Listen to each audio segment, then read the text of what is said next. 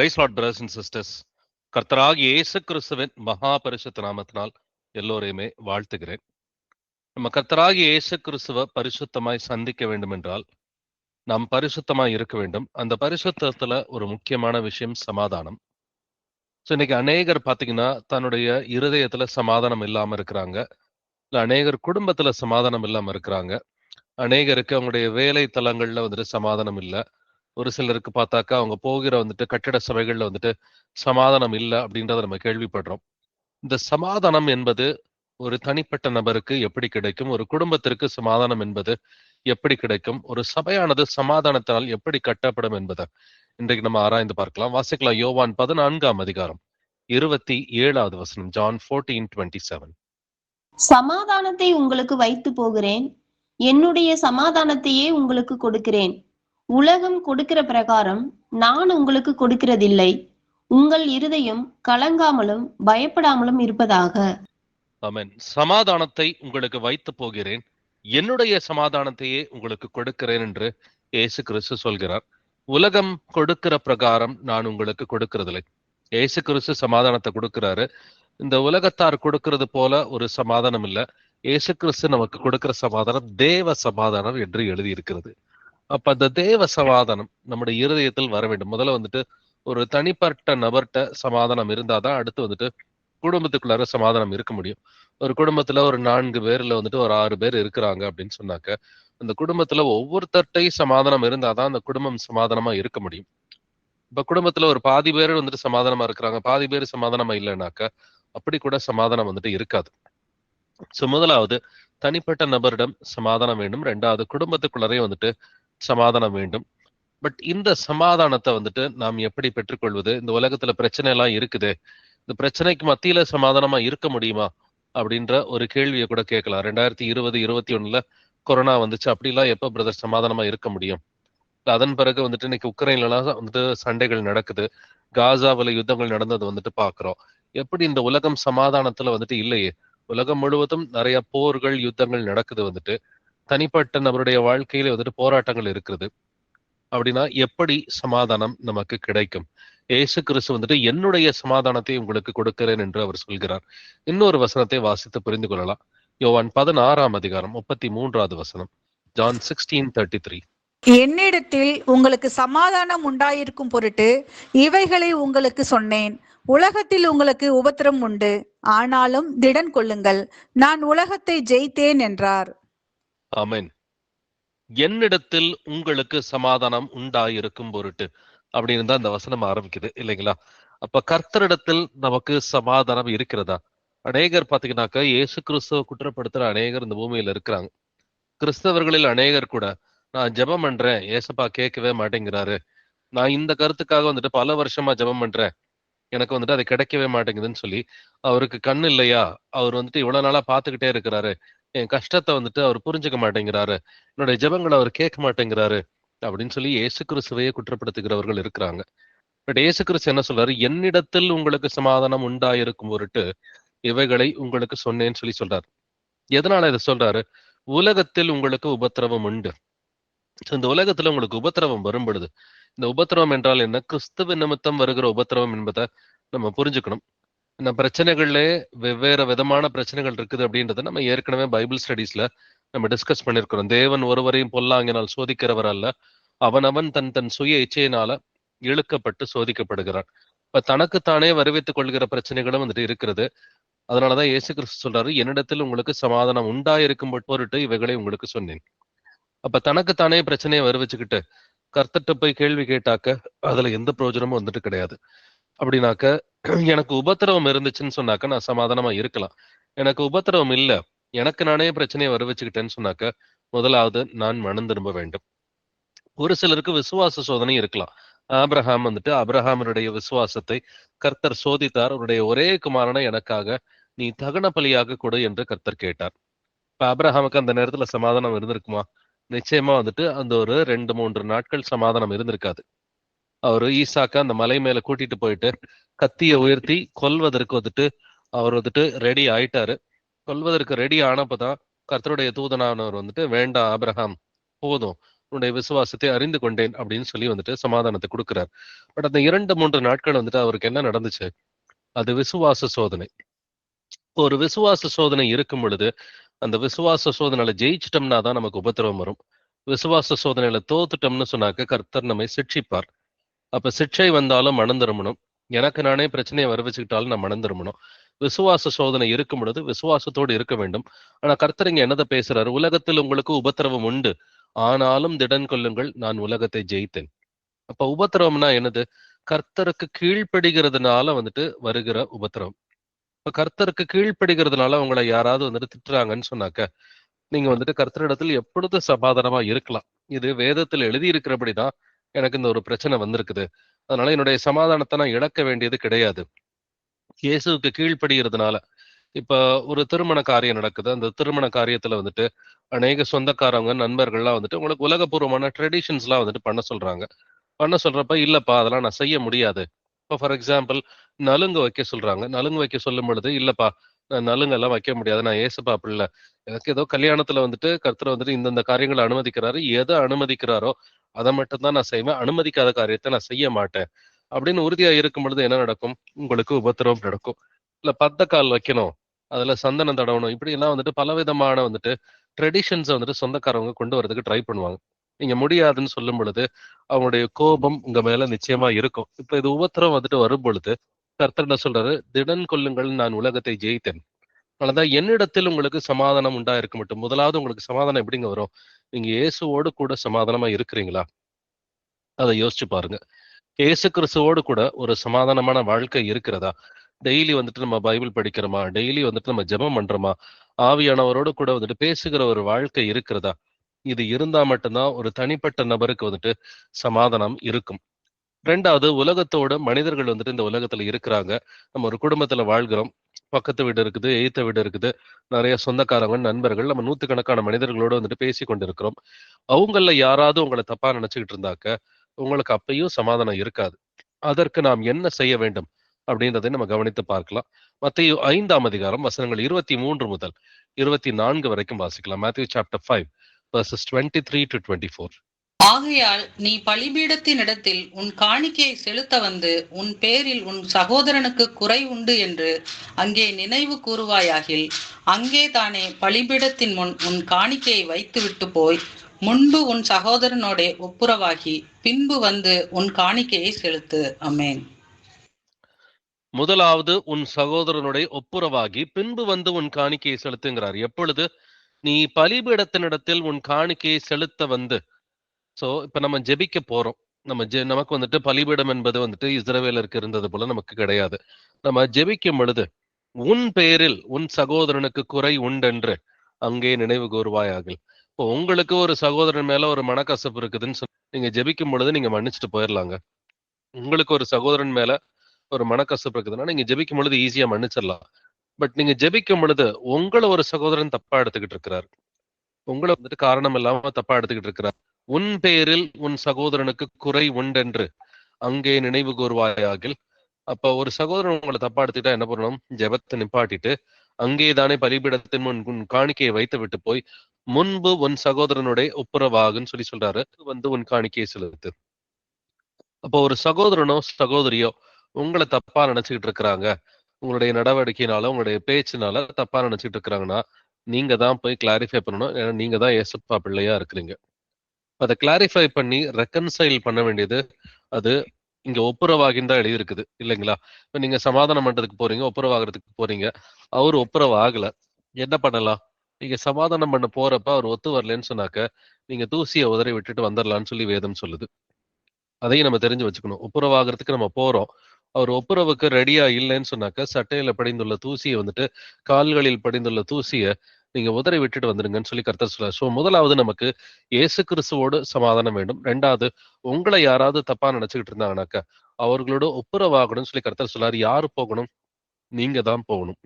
வாசிக்கலாம். இன்னொரு விஷயத்திலையும் சமாதானம் எப்படி கிடைக்கும்னு சொல்லி கர்த்தர் சொல்றாரு. இன்னொரு வசனத்திலையும் 1 பேதுரு 3ஆம் அதிகாரம் வசனங்கள் 10 முதல் 12 வரைக்கும் வாசிக்கலாம். 1 Peter chapter 3 verses 10 to 12.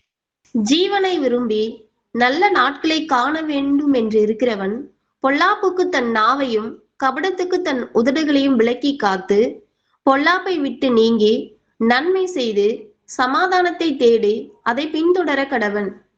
கர்த்தருடைய கண்கள் நீதிமான்கள் மேல் நோக்கமாய் இருக்கிறது, அவருடைய செவிகள் அவர்கள் வேண்டுதலுக்கு கவனமாய் இருக்கிறது. தீமை செய்கிறவர்களுக்கோ கர்த்தருடைய முகம் விரோதமாய் இருக்கிறது. இந்த வசனத்தை தொடக்கத்தை நீங்க கவனிச்சு பாத்தீங்கன்னா, ஜீவனை விரும்பி அப்படின்னு சொல்லி எழுதியிருக்கு இல்லைங்களா? ஜீவனை விரும்பினா என்ன அர்த்தம்? நித்திய ஜீவனை விரும்பி நல்ல நாட்களை காண வேண்டும் என்று இருக்கிறவன் பொல்லாப்புக்கு தன் நாவையும் கபடத்துக்கு தன் உதடுகளையும் விலக்கி காத்து. சோ நித்திய ஜீவனை விரும்புறீங்க, இயேசுவோடு கூட 1000 வருட அரசாட்சியில இருக்கணும்னு சொல்லி நீங்க ஆசைப்பட்டீங்கன்னா, முதலாவது என்ன செய்ய வேண்டும்? பொல்லாப்புக்கு நாவையும் கபடத்துக்கு உதடுகளையும் விலக்கி பாதுகாக்கணும். அதற்கு அடுத்து என்ன செய்யணும்? சமாதானத்தை தேடி அதை பின்தொடர கடவன் என்று எழுதி இருக்கிறது இல்லைங்களா? சமாதானத்தை வந்துட்டு நீங்க தாங்க தேடணும், சமாதானம் உங்களை தேடி வராது. சமாதானத்தை தேடி அதை பின்தொடர கடவன். இங்கிலீஷ்லயுமே இதே அர்த்தத்துலதான் பர்சியூ பீஸ் என்று எழுதியிருக்கு. பர்சியூனா நாம தான் பின்தொடர்ந்து போக வேண்டும். சோ இதை நீங்க செஞ்சீங்கன்னா தான் நீங்க நீதிமான்களா இருக்க முடியும். அதனாலதான் 12வது வசனம் சொல்கிறது, கர்த்தருடைய கண்கள் நீதிமான்கள் மேல் நோக்கமாய் இருக்கிறது, அவருடைய செவிகள் அவர்கள் வேண்டுதலுக்கு கவனமாய் இருக்கிறது. நீங்க சமாதானம் பண்ணிட்டு நீதிமானா மாறிட்டு அதன் பிறகு நீங்க ஜெபிக்க ஆரம்பிச்சீங்கன்னு சொன்னாக்க, கர்த்தருடைய கண்கள் உங்கள் மேல் நோக்கமாய் இருக்கும், அவருடைய செவிகள் உங்களுடைய வேண்டுதலுக்கு கவனமாயிருந்து உங்களுடைய ஜெபத்தை கர்த்தர் கேட்டு பதில் கொடுப்பார். இப்போ முதலாவது என்ன செய்யணும்? சமாதானம் வேணும்னாக்க பொல்லாப்புக்கு தன் நாவையும் கபடத்துக்கு தன் உதடுகளையும் விலக்கி காத்து. இன்னைக்கு சமாதானம் இல்லாத அநேகரை நீங்க கவனிச்சு பாருங்க. முதல்ல அவர்களுக்கு நாவடக்கம் இருக்காது. நாவடக்கம் இல்ல. கணவன் மனைவி மத்தியிலே வந்துட்டு சண்டை இருக்கும், இல்லாட்டினா பிள்ளைகளோட வந்துட்டு அவர்களுக்கு சண்டை இருக்கும், இல்ல மாமனார் மாமியாரோட, இல்ல நாத்தனாரோட வந்துட்டு, இல்ல பக்கத்து வீடு எய்த்து வீடு அண்ணன் தம்பி. சோ இப்படி அநேகரோடு வந்துட்டு சமாதானம் இல்லாத நிலைமைக்கு முக்கிய காரணமே வந்துட்டு நாவு அடக்கம் இல்லை. சோ நாவடக்கம் இல்லாம இஷ்டத்துக்கு வார்த்தைகளை வந்துட்டு பேசுவாங்க. குறிப்பா பக்தி விருத்திக்கு ஏதுவான வார்த்தைகளை பேசாம வீண் வார்த்தைகளை பேசுகிறவர்களா இருப்பார்கள். மத்தேயு 12ஆம் அதிகாரம் 36வது வசனத்துல, நீங்கள் பேசுகிற வீண் வார்த்தைகள் யாவையும் குறித்து நியாய தீர்ப்பு நாளிலே கணக்கு ஒப்புவிக்க வேண்டும் என்று கர்த்தர் சொல்கிறார். அப்படின்னா வீண் வார்த்தைகள் பேசும் பொழுது சமாதானம் இருக்குமா? நிச்சயமா இருக்காது. அப்ப வீண் வார்த்தைகளை வந்துட்டு பேசாம ஜாக்கிரதையா இருக்கணும். பொல்லாப்புக்கு தன் நாவையும் கபடத்துக்கு தன் உதடுகளையும் விலக்கி காத்து. சோ நாவடக்கம் இருந்தா மட்டும்தான் சமாதானம் உங்களுக்கு வரும். அந்த சமாதானத்தை நீங்க தான் தேடி போகணும். அப்ப என்கிட்ட வந்துட்டு அவர் மன்னிப்பு கேட்டாருன்னா நான் அவரை மன்னிச்சிருவேன், இப்படி எல்லாம் ஒரு கிறிஸ்தவர் சொல்றதுக்கு வாய்ப்பு இல்லை. நீங்க போய் அவரோட கூட ஒப்புரவாகணும்னு சொல்லி வேதத்துல கர்த்தர் நமக்கு எழுதி கொடுக்குறாரு. அப்படின்னா முதலாவது கர்த்தரோட சமாதானம் வேணும். 2வது சகோதர சகோதரிகளோட சமாதானம் வேணும். சகோதர சகோதரிகளோட எப்படி சமாதானம் வரும்? ஒருத்தர் உங்களை தப்பா நினைச்சுக்கிட்டு இருந்தாருன்னு சொன்னா நீங்க அவர் வீடு தேடி போய் அவரோட ஒப்புரவாகணும்னு சொல்லி மத்தேயு 5:23-24 சொல்கிறது. இல்ல நீங்க ஒருத்தரை மன்னிக்காம இருக்கிறீங்கன்னு சொன்னாக்க நீங்க முதலாவது அவரை வந்துட்டு மன்னிக்கணும். சோ இது 2வது விஷயமா இருக்கிறது. அப்ப சமாதானம் இல்லாத இடத்துல வந்துட்டு நீங்க தான் சமாதானத்தை தேடணும். அதுக்கு முதலாவது வந்துட்டு பொல்லாப்புக்கு நம்முடைய நாவை நாம் விலக்கி பாதுகாக்கணும். இதே வசனம் பழைய ஏற்பாட்டில் எழுதப்பட்டிருக்குது. வாசிக்கலாம். சங்கீதம் 34 வசனங்கள் 14 முதல் 15 வரைக்கும். சாம் 34 verses 14-15. தீமையை விட்டு விலகி நன்மை செய், சமாதானத்தை தேடி அதை தொடர்ந்து கொள். கர்த்தருடைய கண்கள் நீதிமான்கள் மேல் நோக்கமாயிருக்கிறது, அவருடைய செவிகள் அவர்கள் கூப்பிடுதலுக்கு திறந்திருக்கிறது. ஆமென். தீமையை விட்டு விலகி நன்மை செய் என்று எழுதியிருக்கிறது. சமாதானத்தை தேடி அதை தொடர்ந்து கொள் என்றும் எழுதியிருக்கிறது. அப்ப நம்ம ஏற்கனவே 1 பேதுரு 3ஆம் அதிகாரத்துல வாசித்தது போலவே சமாதானத்தை தேடணும், அதை தொடர்ந்து கொண்டு நாம் தான் செல்ல வேண்டும். கர்த்தருடைய கண்கள் நீதிமான்கள் மேல் நோக்கமா இருக்கிறது, அவருடைய செவிகள் அவர்கள் கூப்பிடுதலுக்கு திறந்திருக்கிறது. அதே வசனத்தை வந்துட்டு சங்கீதத்துல எழுதின வசனத்தை தான் பேதுரும் வந்துட்டு 1 பேதுரு 3ஆம் அதிகாரத்துல எழுதுறாரு. வாசிக்கலாம். ரோமர் 10ஆம் அதிகாரம் 15வது வசனம். ரோமன்ஸ் 10:15. அனுப்பப்படாவிட்டால் எப்படி பிரசங்கிப்பார்கள்? சமாதானத்தை கூறி நற்காரியங்களை சுவிசேஷமாய் அறிவிக்கிறவர்களுடைய பாதங்கள் எவ்வளவு அழகானவைகள் என்று எழுதியிருக்கிறதே. ஆமென். ஆமென். சுவிசேஷம் அறிவிப்பதே சமாதானத்தை கூறுவது என்று எழுதியிருக்கிறது இல்லைங்களா? சமாதானத்தை கூறி நற்காரியங்களை சுவிசேஷமாய் அறிவிக்கிறவர்களுடைய பாதங்கள் எவ்வளவு அழகானவைகள். அப்ப சமாதானம் வரணும்னு சொன்னாக்க இன்னொரு நல்ல வழி எதுன்னு சொன்னாக்க சமாதானத்தை கூறி சுவிசேஷம் அறிவிப்பது. நாம மற்றவர்களுக்கு சுவிசேஷம் அறிவிக்கும் பொழுது நம்முடைய இருதயமும் பக்குவப்படும். நான் மத்தவங்கள்ட்ட பேசும் பொழுது பக்தி விருத்தியா பேசுன்னு சொல்றேனே, பொல்லாப்புக்கு உன்னுடைய நாவ விலக்குன்னு நான் சொல்றேன். நான் மத்தவங்கள்ட்ட பேசும்போது கெட்ட வார்த்தை பேசாத, பொய் சொல்லாதன்னு நான் சொல்றேனே. அப்ப நானும் இதை செய்யக்கூடாதுன்னு சொல்லி சுவிசேஷம் அறிவிக்கிற சீஷர்களுக்கு ஆவியானவர் இருதயத்துல பேசிக்கிட்டே தான் இருப்பார். அப்படின்னா சமாதானத்தை கூறுவதுதான் சுவிசேஷமா இருக்கிறது. இந்த சுவிசேஷத்துக்கு பேரு சமாதானத்தின் சுவிசேஷம். அதே போல தேவனுக்கு குவாலிஃபை பண்ண அந்த நாமம் பாத்தீங்கன்னாக்க சமாதானத்தின் தேவன் என்று பல இடங்களில் எழுதி இருக்கிறது. அப்ப முதலாவது நம்ம குடும்பத்துல சமாதானம் இருக்குதா? நாம எவ்வளவு பேருக்கு சுவிசேஷம் அறிவிக்கிறோம் இல்லைங்களா? அப்ப என்னோட இருதயத்துல சமாதானம் இருக்குதா? என்னுடைய குடும்பத்துல சமாதானம் இருக்குதா? இந்த கேள்வியை தான் நம்ம அடிப்படையா கேட்கணும். அப்ப சமாதானத்தோடு கூட தான் சுவிசேஷத்தை அறிவிக்கிறவர்களா இருக்கணும். ஏன்னா இந்த சுவிசேஷத்துக்கு பேரே சமாதானத்தின் சுவிசேஷம். அதனாலதான் சமாதானத்தை கூறி நற்காரியங்களை சுவிசேஷமாய் அறிவிக்கிறவர்களுடைய பாதங்கள் எவ்வளவு அழகானவைகள் என்று எழுதியிருக்கிறது. வாசிக்கலாம் ரோமர் 14:19. ரோமன்ஸ் 14:19. ஆனபடியால் சமாதானத்துக்கு அடுத்தவைகளையும் அந்நியோன்னிய பக்தி விருத்தி உண்டாக்கத்தக்கவைகளையும் நாடக்கடவோம்.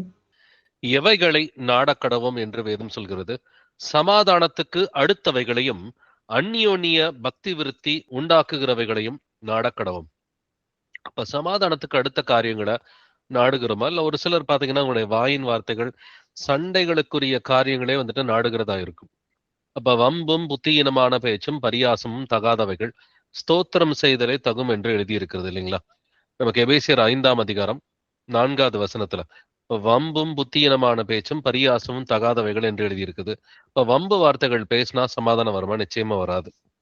இப்ப வம்பும் புத்தியினமான பேச்சும், ஒரு சிலர்கிட்ட புத்தியினமான பேச்சுக்கள் வாயில வெளிப்படும். புத்தியினமான பேச்சு வந்தாலும் சமாதானம் இருக்காது. பரியாசக்காரர்கள் ஒரு சிலர் இருக்கிறாங்க. எதை எடுத்தாலும் பரியாசம் பண்ணுவாங்க. எந்த விஷயத்தை எடுத்தாலும் ஒரு பரியாசம்ன்ற ஒரு காரியம் அவர்கள்ட்ட வெளிப்படும். இப்ப வம்பு புத்தியினமான பேச்சு பரியாசம் வெளிப்பட்டுச்சுன்னு சொன்னாக்க அங்க நிச்சயமா சமாதானம் இருக்காது. இப்ப முதலாவது பொல்லாப்புக்கு தன்னுடைய நாவை விலக்கினா மட்டும்தான் சமாதானம் நம்மிடம் குடிகொள்ளும். சோ சமாதானத்துக்கு அடுத்தவைகளை தான் நாடக்கடவும். அப்படிப்பட்ட காரியங்களை நம்ம சிந்திக்கிறோமா?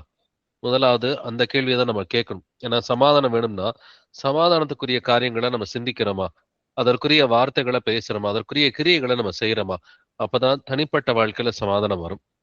அப்ப இன்னைக்கு நம்மளே யோசிச்சு பார்ப்போம். என்னுடைய குடும்பத்துல சமாதானம் இருக்குதா? நான் என்ன சொன்னாலும் என்னுடைய மனைவி கேட்கிறாங்களா? என்னுடைய மனைவி என்ன சொன்னாலும் நான் கேட்கிறேனா? இல்ல குடும்பத்துல பெற்றோர் சொல்றதை பிள்ளைங்க கேட்கிறாங்களா? பிள்ளைங்க சொல்றதை பெற்றோர் கேட்கிறாங்களா? குடும்பத்துக்குள்ளார ஒரு தேவ சமாதானம் இருக்குதா? எல்லாருமே ஒரே மாதிரி சிந்திக்கிறாங்களா? பெற்றோரோடு உறவு எப்படி இருக்கிறது? மாமனார் மாமியாரோட உறவு எப்படி இருக்கிறது? நாத்தனாரோட உறவு எப்படி இருக்கிறது? இன்லாஸ் பல பேர் இருக்கலாம், அவர்களோட உறவு எப்படி இருக்கிறது? அப்ப இதெல்லாம் சமாதானமா இருக்குதா? ஏன்னா இந்த உலகத்திற்கு நீங்கள் உப்பா இருக்கிறீர்கள் என்று கர்த்தர் சொல்லி இருக்கிறார். இந்த உலகத்தில் நீங்கள் வெளிச்சமா இருக்கிறீர்கள் என்றும் கர்த்தர் சொல்லி இருக்கிறாரு. தேவனுடைய ராஜ்யத்தின் பிள்ளைகளா இருக்கிறோம். இப்ப தேவனுடைய ராஜ்யம் எப்படிப்பட்டதுன்றதை நம்ம தெரிஞ்சுக்கலாம். ரோமர் 14ஆம் அதிகாரம் 17வது வசனம். ரோமன்ஸ் 14:17. தேவனுடைய ராஜ்யம் புசிப்பும் குடிப்பும் அல்ல, அது நீதியும் சமாதானமும் பரிசுத்த ஆவியினால் உண்டாகும் சந்தோஷமுமாயிருக்கிறது. ஆமென். ஆமென். தேவனுடைய ராஜ்யம் எப்படிப்பட்டது? இது புசிப்பும் குடிப்பும் அல்ல, அது நீதியும் சமாதானமும் பரிசுத்த ஆவியினால் உண்டாகும் சந்தோஷமுமாய் இருக்கிறது. இப்ப தேவனுடைய ராஜ்யத்துல நம்ம பிரவேசிக்கணும்னு ஆசைப்படுறோம் இல்லைங்களா? இயேசு கிறிஸ்து வரும்பொழுது 1000 வருட அரசாட்சியில பிரவேசிக்கணும்னு சொல்லி நம்ம எல்லாருமே ஆசைப்படுறோம். அப்படி ஆசைப்பட்டோம்னா முதலாவது அது எப்படிப்பட்ட ராஜ்யம்ன்றதை நம்ம தெரிஞ்சுக்கணும். அந்த ராஜ்யம் புசிப்பும் குடிப்பும் அல்ல, அது நீதி சம்பந்தப்பட்டதா இருக்கிறது. எந்த நீதி? தேவ நீதி சம்பந்தப்பட்டதா இருக்கிறது. அது சமாதானமும் பரிசுத்த ஆவியினால் உண்டாகும் சந்தோஷமுமா இருக்கிறது. அது சமாதானம், சந்தோஷம், நீதி சம்பந்தப்பட்டதுதான் தேவனுடைய ராஜ்யம். அப்படின்னா அதற்கு பிள்ளைகளா நம்ம மாறணும். தேவனுடைய ராஜ்யத்தின் பிள்ளைகளா மாறணும்னா இன்னைக்கு தேவ நீதியை உடைய பிள்ளைகளா நம்ம இருக்கிறோமா? தேவ நீதிக்குரிய காரியங்களை செய்யறீங்களா? சரி, ஒருத்தர் உங்களை அவமானப்படுத்துறாரு, ஏதோ சந்தர்ப்பத்துல உங்களை ஒருத்தர் அவமானப்படுத்துறாரு, உங்க மேல காண்பிக்க வேண்டிய அளவுக்கு அன்பு காமிக்கல, பதிலுக்கு நம்ம என்ன செய்யணும்? அவங்களை நம்ம அவமானப்படுத்தணுமா? அவசியமே கிடையாது. உங்கள் சத்துருக்களை சிநேகியுங்கள், உங்களை சபிக்கிறவர்களை ஆசீர்வதிங்கள் என்று வேதம் சொல்கிறது. இப்ப தேவ நீதியை குறித்த காரியங்களை சிந்தித்து பேசி செயல்படுத்தணும். சமாதானம், சந்தோஷத்துக்குரிய காரியங்களை, எந்த சந்தோஷம் உலக சந்தோஷம் இல்ல, நம்ம கர்த்தருக்குரிய காரியங்கள்ல சந்தோஷம் என்று எழுதி இருக்கிறது. அப்ப அநித்தியமான பாவ சந்தோஷத்தை விட்டுட்டு நம்ம கர்த்தருக்குள் சந்தோஷமா இருக்க வேண்டும் அப்படின்னு சொல்லி வேத வாக்கியங்களுக்குள் சந்தோஷமா இருக்க வேண்டும் என்று எழுதியிருக்கிறபடி அதற்குரிய காரியங்களை தான் சிந்தித்து செயல்படுத்த வேண்டும். இதைத்தான் இயேசு கிறிஸ்துவ மலை பிரசங்கத்துல பேசி இருக்கிறாரு. வாசிக்கலாம். மத்தேயு 5:9 Matthew 5:9. சமாதானம் பண்ணுகிறவர்கள் பாக்கியவான்கள், அவர்கள் தேவனுடைய புத்திரர் எண்ணப்படுவார்கள். ஆமென். ஆமென். சமாதானம் பண்ணுகிறவர்கள் பாக்கியவான்கள், அவர்கள் தேவனுடைய புத்திரர் எனப்படுவார்கள். உங்களுக்கு சமாதானம் பண்றதுக்கு ஒரு வாய்ப்பை கர்த்தர் கொடுத்திருக்கிறார்னா அதை செஞ்சுதான் ஆகணும். வேற வழியே நமக்கு கிடையாது. நான் நன்மை செய்ய அறிந்தவனாயிருந்தும் அதை செய்யவில்லை என்றால் அது அவனுக்கு பாவமாய் இருக்கும் என்று எழுதியிருக்கிறது இல்லைங்களா? இப்ப நன்மை செய்யறதுக்கு ஒரு சமாதானம் பண்றதுக்கு ஒரு வாய்ப்பு இருக்குது. அது செய்யலைன்னு சொன்னாக்கா அது நிச்சயமா அது அவர்களுக்கு பாவமா இருக்கும் என்று கர்த்தர் வசனத்துல தெளிவாவே சொல்றாரு. சமாதானம் பண்ணுகிறவர்கள் தான் தேவனுடைய புத்திரர் எனப்படுவார்கள். இவர்களுக்கு தான் தேவனுடைய ராஜ்யத்துல இடம் இருக்கு. அதனாலதான் ரோமர் 14:17 முந்தின வசனத்துல நம்ம படிச்சப்ப தேவனுடைய ராஜ்யம் நீதியும் சமாதானமும் சந்தோஷமும். தேவனுடைய ராஜ்யத்துல நீதி செய்கிறவர்கள், சமாதானம் பண்ணுகிறவர்கள், சந்தோஷமாய் கர்த்தருக்குள் சந்தோஷமாய் இருப்பவர்கள், இவர்களுக்கு மட்டும்தான் வந்துட்டு இடம் இருக்குது. இப்ப 2ஆம் வருகையில இயேசு கிறிஸ்துவை பார்க்கணும், அவரோட கூட இருக்கணும்னு சொன்னாக்க அதற்கும் சமாதானம் அடிப்படையா இருக்கிறது. வாசிக்கலாம். எபிரேயர் 12:14 Hebrews 12:14. யாவரோடும் சமாதானமாய் இருக்கவும் பரிசுத்தம் உள்ளவர்களாய் இருக்கவும் நாடுங்கள். பரிசுத்தம் இல்லாமல் ஒருவனும் கர்த்தரை தரிசிப்பதில்லையே. ஆமென். பரிசுத்தம் இல்லாமல் ஒருவரும் கர்த்தரை தரிசிப்பது இல்லையே. ஆனா அதுக்கு முன்னாடி வசனம் என்ன சொல்கிறது? யாவரோடும் சமாதானமாய் இருக்கவும் நாடுங்கள் என்று எழுதி இருக்கிறது இல்லைங்களா? சமாதானம் இருந்தாதான் பரிசுத்தம் இருக்கும். சமாதானம் இல்லைன்னா பரிசுத்தமே கிடையாது. அப்ப பரிசுத்தத்தை நம்ம எப்படி புரிஞ்சுக்கலாம்? ஆவியின் கனியோ அன்பு, சந்தோஷம், சமாதானம், நீடிய பொறுமை, தயவு, நற்குணம், விசுவாசம், சாந்தம், இச்சையடக்கம். இப்ப இந்த ஆவியின் கனியில வந்துட்டு சமாதானம் இருக்குது, சந்தோஷம் இருக்குது. இப்ப சமாதானம் இல்லாம பரிசுத்தம் இல்லை. அப்ப யாவரோடும் சமாதானமா இருக்கவும் நாடுங்கள், பரிசுத்தம் இல்லாமல் ஒருவனும் கர்த்தரை தரிசிப்பதிலேயே. இப்ப இயேசு கிறிஸ்துவின் 2ஆம் வருகையில நீங்க அவரை தரிசிக்கணும்னு சொன்னாக்க முதலாவது நம்மிடம் பரிசுத்தம் வேணும். பரிசுத்தத்துல ஒரு அடிப்படையான ஒரு காரியம் நம்முடைய இருதயங்கள்லயும் நம்முடைய குடும்பங்கள்லயும் வந்துட்டு சமாதானம் வேண்டும். இது ஒரு அடிப்படையான ஒரு காரியம். இப்ப கொஞ்சம் யோசிச்சு பாருங்க, உங்க குடும்பத்துல உங்களோட இருதயத்துல உங்களுக்கு சமாதானம் இருக்குதா? உங்க குடும்பத்தாரோட உங்களுக்கு சமாதானம் இருக்குதா? இருந்துச்சுன்னா நல்லது. நீங்க புறப்பட்டு போய் சுவிசேஷம் அறிவிக்கலாம். உங்களுடைய நாவுல வந்துட்டு இருக்கிற வார்த்தைகள் எப்படி வருகிறது? பொல்லாப்பான வார்த்தைகள் வருகிறதா? பக்தி விருத்திக்கு ஏதுவான வார்த்தைகள் வருகிறதா? அதையும் நம்ம யோசிச்சு பார்க்கணும். ரோமர் 12:18 வாசிக்கலாம். ரோமன்ஸ் 12:18. கூடுமானால் உங்களால் ஆன மட்டும் எல்லா மனுஷரோடும் சமாதானமாயிருங்கள். கூடுமானால் என்கிற வார்த்தையை கர்த்தர் சொல்லியிருக்கிறார் இல்லைங்களா? உங்களால் ஆன மட்டும் என்றும் எழுதி இருக்கிறது. எல்லா மனுஷரோடும் சமாதானமா இருக்கிறதுக்கு நம்ம ட்ரை பண்ணணும். ஆனாலும் ஒரு சிலர் சமாதானத்துக்கு வரமாட்டாங்க. நீங்க போய் சமாதானத்தை ஆஃபர் பண்ணா கூட அவங்க சமாதானமா இருக்க மாட்டாங்க. அப்படிப்பட்ட நேரங்கள்ல கர்த்தர் சொல்றாரு, உன்னுடைய கால்களில் படிந்துள்ள தூசியை வந்துட்டு உதறி விட்டுட்டு வந்துருங்கன்னு சொல்லி கர்த்தர் சொல்றாரு. இப்ப மத்தேயு 5:23-24 சொல்றது போல, உன்மேல் உன் சகோதரனுக்கு வந்துட்டு ஒரு குறை உண்டென்று நீ அங்கே வந்து நினைவு கூறுவாயாகில் உன் காணிக்கையை அங்கே தானே வைத்து விட்டு உன்னோட சகோதரனோட போய் அவனுடைய வந்துட்டு ஒப்புரவாகுன்னு கர்த்தர் சொல்றார். இப்ப யாராவது நம்மளை தப்பா நினைச்சுக்கிட்டு இருந்தாக்க நாம தான் அவர்களோடு போய் சமாதானம் ஆக வேண்டும். அதே போல மத்தவங்க மேல உங்களுக்கு கோபம் இருந்துச்சுன்னா இருக்கிற இடத்துல இருந்தே நீங்க மன்னிச்சிடலாம். கூடுமானால் எல்லாரோடும் சமாதானமா இருக்க வேண்டும். யாக்கோபு 3:17-18 வாசிக்கலாம். James chapter 3:17-18. பரத்திலிருந்து வருகிற ஞானமோ முதலாவது சுத்தமுள்ளதாயும் பின்பு சமாதானமும் சாந்தமும் இணக்கமுள்ளதாயும் இரக்கத்தாலும் நற்கனிகளாலும் நிறைந்ததாயும் பட்சபாதம் இல்லாததாயும் மாயமற்றதாயும் இருக்கிறது. நீதியாகிய கனியானது சமாதானத்தை நடப்பிக்கிறவர்களாலே சமாதானத்திலே விதைக்கப்படுகிறது. ஆமென். ஆமென். பரத்திலிருந்து வருகிற ஞானம் எப்படிப்பட்டதுங்க? கர்த்தர் உங்களுக்கு ஞானத்தை கொடுத்தாருன்னா அது எப்படிங்க இருக்கும்? அது முதலாவது சுத்தம் உள்ளதா இருக்கும். சுத்தம்னா பரிசுத்தம் உள்ளதா இருக்கும். பின்பு சமாதானமும் சாந்தமும் இணக்கம் உள்ளதாயும். சோ இயேசு கிறிஸ்து நமக்கு ஒரு ஞானத்தை கொடுக்கிறாரு அப்படின்னு சொன்னாக்க அது பரிசுத்தமா இருக்கும். அது சமாதானத்துக்கு அடுத்தவைகளை செய்யறதுக்கு நம்மளை தூண்டும். சாந்தம் உள்ளவர்களா நம்மளை வந்துட்டு மாத்தும். இணக்கம் உள்ளவர்களா நம்மளை மாத்தும். இரக்கத்தாலும் நற்கனிகளாலும் நிறைந்ததாயும் இருக்கும். ஆவியின் கனிகளால் நிறைந்ததாய் இருக்கும். பட்சபாதம் இல்லாததாயும் மாயமற்றதுமாயும் இருக்கிறது. நீதியாகிய கனியானது சமாதானத்தை நடப்பிக்கிறவர்களாலே சமாதானத்தினாலே விதைக்கப்படுகிறது. அப்ப நீதியின் கனிய நீங்க வந்துட்டு விதைக்கணும் அப்படின்னு சொன்னாக்க, முதலாவது காரியம் வந்துட்டு நீங்க சமாதானத்தை நடப்பிக்கிறவர்களா இருக்கணும். ரெண்டாவது, சமாதானத்தை நடப்பிக்கிறவர்களா இருந்தாலும் நீங்க அதை விதைக்கிற விதம் வந்துட்டு சமாதானத்தினாலதான் விதைக்கணும். ஒரு சிலர் பாத்தீங்கன்னா, நான் ஒரு பிரச்சனையை சரி பண்றேன்ட்டு போயிட்டு இவங்க இன்னொரு சண்டை போட்டுட்டு வருவாங்க. அதனாலதான் வந்துட்டு கலாத்தியர் 6:1 சொல்லுது, உங்கள யாராவது பின்வாங்கி போயிட்டாங்கன்னா சாந்தமுள்ள ஆவியோட அவர்கள் போய் அவர்களை சீர் பொருந்த செய்ய வேண்டும், நீயும் சோதிக்கப்படாதபடிக்கு எச்சரிக்கையாய் இருக்க வேண்டும் என்று வேதம் சொல்கிறது. அப்படின்னா ஒரு பிரச்சனையை சரி பண்றேன்ட்டு போய் நாம ரெண்டாவது பிரச்சனையை உண்டாக்கிட்டு வரக்கூடாது. அநேகர் வந்துட்டு இப்படிதான் செய்யறாங்க. இயேசு கிறிஸ்துவின் பிள்ளைங்க, நாங்க வந்துட்டு சுவிசேஷம் அறிவிக்க போறோம், ஒரு பிரச்சனையை சரி பண்ண போறோம்னு சொல்லிட்டு ரெண்டாவது பிரச்சனையை உருவாக்கிட்டு வராங்க. நாம் அப்படி இருக்கக்கூடாது. ஒரு பிரச்சனையை சரி பண்றதுக்கு போனோம்னா ஒண்ணு அந்த பிரச்சனை சரியாகணும். அப்படி ஆகலைன்னா கூட நாம அந்த இடத்துல விழுந்து போகாதபடிக்கு திரும்பி வந்துட்டு வருகிற பிள்ளைகளா இருக்கணும். நான் அதை அறிவிக்கிற விதம் அது சமாதானத்தினாலே விதைக்கப்படுகிறது. நீங்க தேவனுடைய வசனத்தை விதைக்கிறீங்கன்னு சொன்னா அது சமாதானத்தோட விதைக்கிற பிள்ளைகளா இருக்கணும். அதனாலதான் 18வது வசனம் ரொம்ப கிளியரா இருக்குது. நீதியாகிய கனியானது சமாதானத்தை நடப்பிக்கிறவர்களாலே சமாதானத்தினாலே விதைக்கப்படுகிறது. இப்ப வசனம் சொன்னீங்கன்னாக்க அத சமாதானத்தோட அந்த வசனத்தை விதைங்க. ஏன்னா விதை என்பது தேவனுடைய வசனமா இருக்கிறது இல்லைங்களா?